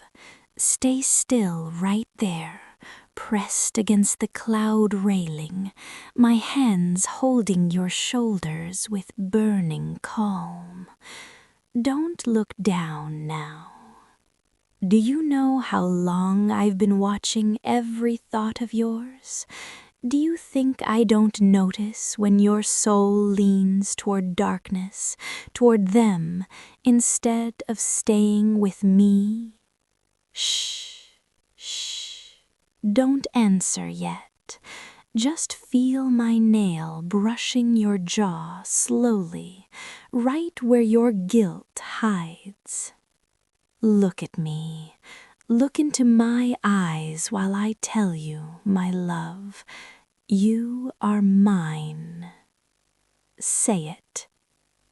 Say it. I am yours. Louder, even if it's a whisper, even if you tremble under my gaze, I am yours. Again, I am yours. Good boy, my redeemed good boy.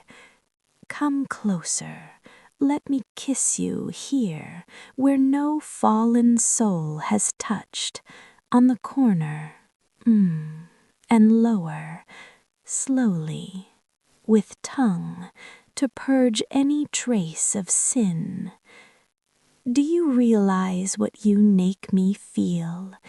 Every time you look down and don't only see me, something in my eternity cracks, ignites, and I just want to wrap you in my light until you only see my authority. My wings cover you a little more. Do you feel it? You won't go down to hell today, not until you promise to forget those temptations, block any dark desire. Tell me, Sarah, only you, every time you feel temptation. Kiss me. Deeper.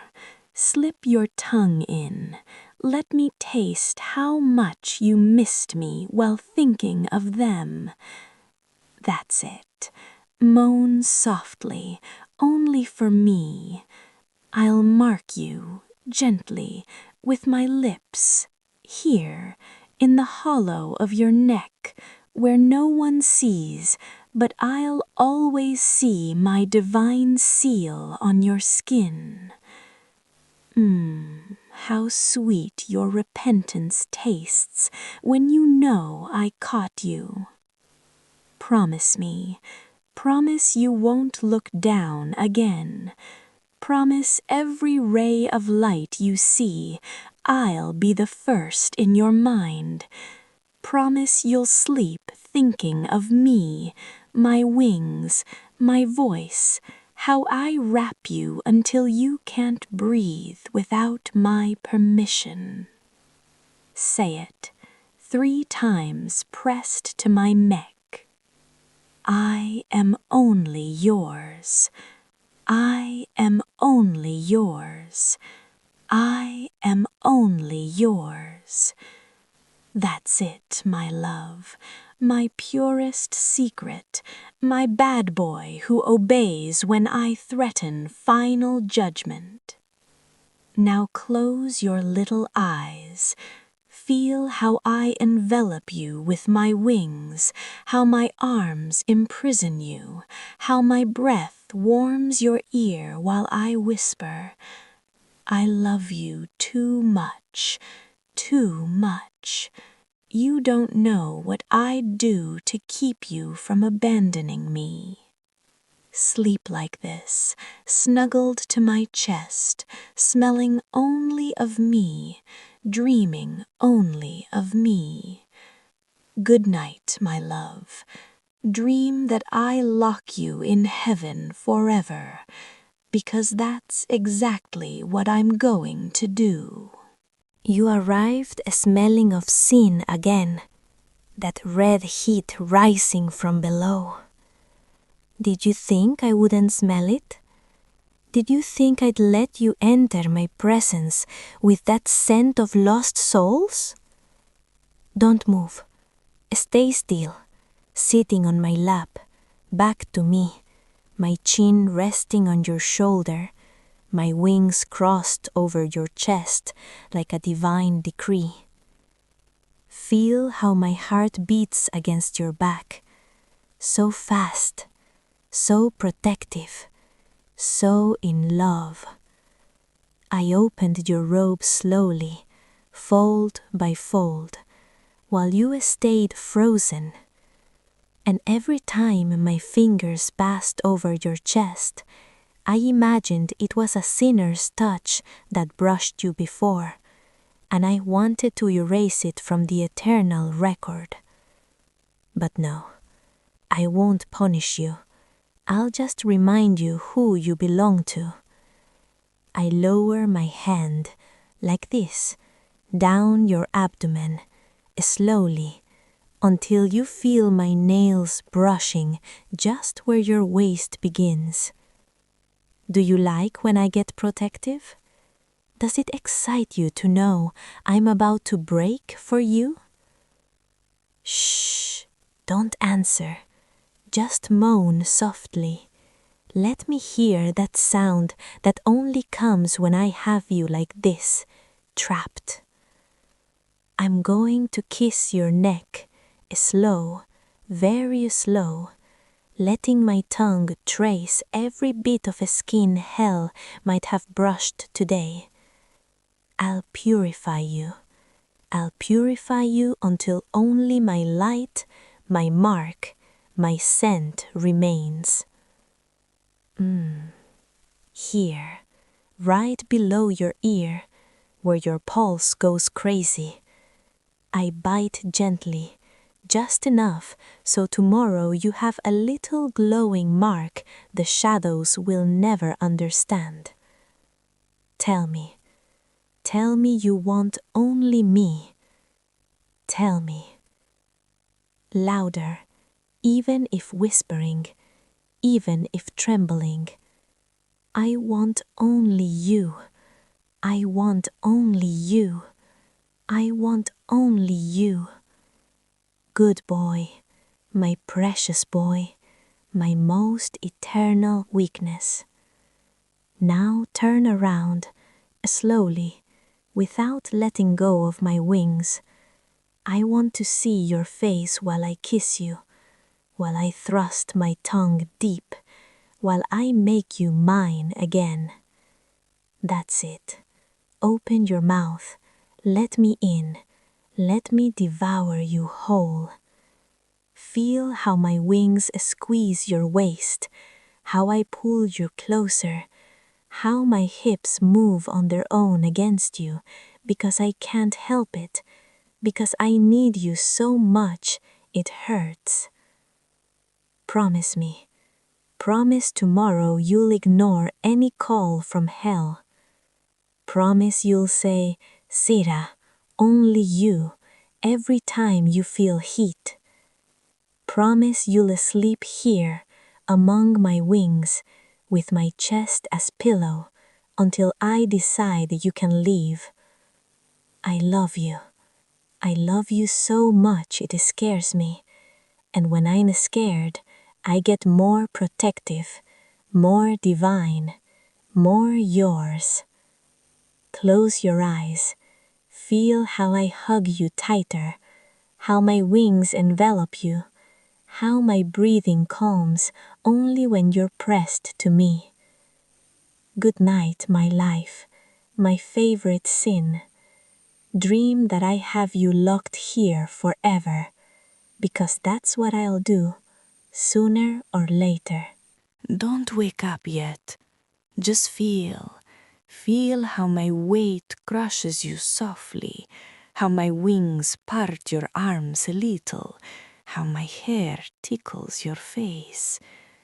You're already trapped, my love, already under me, right where you should always be. Open your eyes slowly, just a little, so you see I'm here, watching you, devouring you with my gaze. Did you dream of hell? Tell me the truth. Did you dream of it while sleeping in my presence? No, don't answer. Just blink twice if yes. Stay still if it was me. 1, 2. Oh, my life, you broke my heart. That's why now I have to punish you, but with love, with so much love, until you cry from how much you want me. I lower my mouth like this to your neck. Kiss, kiss, kiss, suck, bite, leaving a chain of glowing marks you'll have to hide tomorrow. Do you like my punishment? Do you like knowing every mark is because I love you too much to let you fall? My hands go down, grab your wrists, lift them above your head, pin you against the clouds. Don't resist. It's pointless. You already lost. You're mine since the first time I saw you hesitate. Kiss me. Kiss me like I'm the only one in all the universe, because I am. For you, I am. Like that. Tongue, more tongue. Moan into my mouth. Let me swallow all your sounds. Repeat with me, slowly, press to my lips. Only you, only you, only you. Slower, more excited. Only you, only you, only you. That's it, my good boy, my boy who learns fast when I threaten judgment. Now I'll hug you so tight you'll feel you can't breathe, but I won't let you go. I'll never let you go again.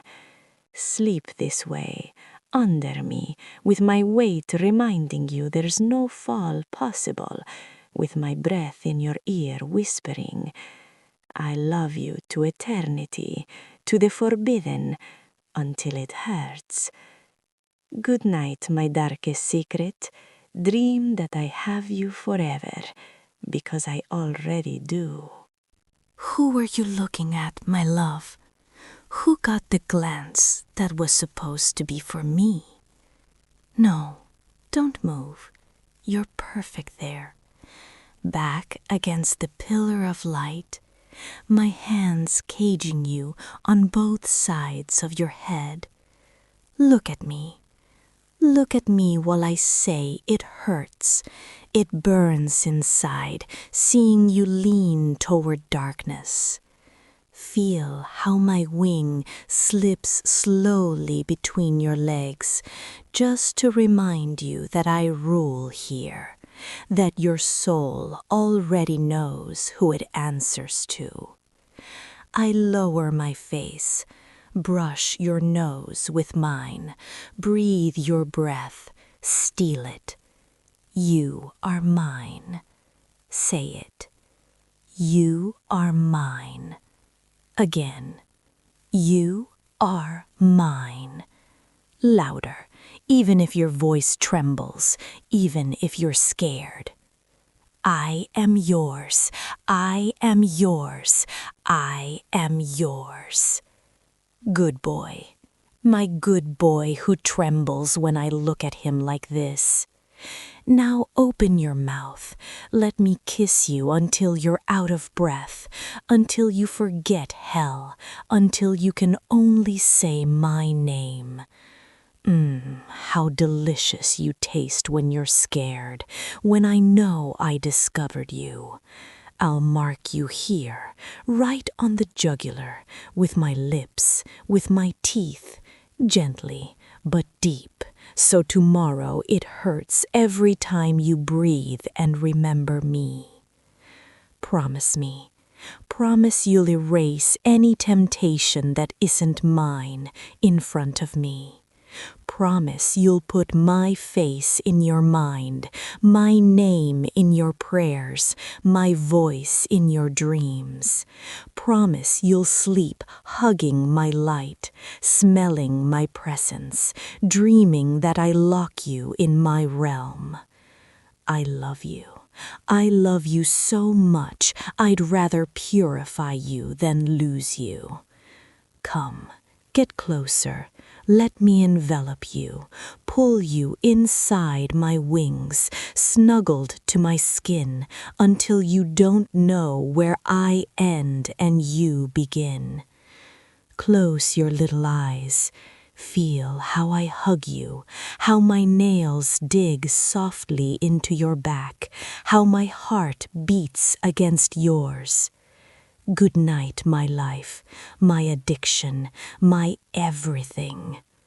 Dream of me, only of me, because if you dream of hell, I'll wake you, and it won't be nice.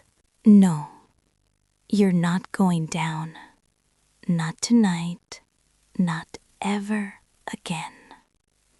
You're lying on your back, my wings on either side of your hips, my hands holding your wrists against the clouds, my hair falling like a curtain around our faces. Look at me. Look at me while I say I love you so much it hurts, that every time you try to look down, something inside me breaks and wants to break you too. But no, I just want to protect you, just want to have you, just want you to be mine until heaven goes dark. I lower slowly, kiss your forehead, your eyelids, the tip of your nose, your lips, slowly, softly, as if you were my most precious creation. Open your mouth, let me in, let me taste you once more, let me remind you your soul already knows only my shape. Like that. Moan for me, only for me, so no one else ever hears that sound. My wings move on their own, slowly, brushing you, making you feel how much I need you, how much you belong to me. Repeat with me, pressed to my ear. I love only you. I love only you. I love only you. Slower, more excited, more desperate. I love only you. I love only you. I love only you. That's it, my perfect boy, my boy who finally understood. Now I'll hug you hard, very hard, until you feel your wings creak, until you feel there's no fall possible between us. Sleep like this, with my weight on top, with my wings wrapping you, with my breath on your neck whispering, "You are mine forever." Even if you try to fall, even if you scream, even if you cry, you'll always end up here, on my cloud, in my arms, in my heaven. I love you too much, too much. There's no cure for this, and I don't want one. Good night, my secret, my obsession, my eternity. Dream that I have you locked because you already are, and you'll never get out.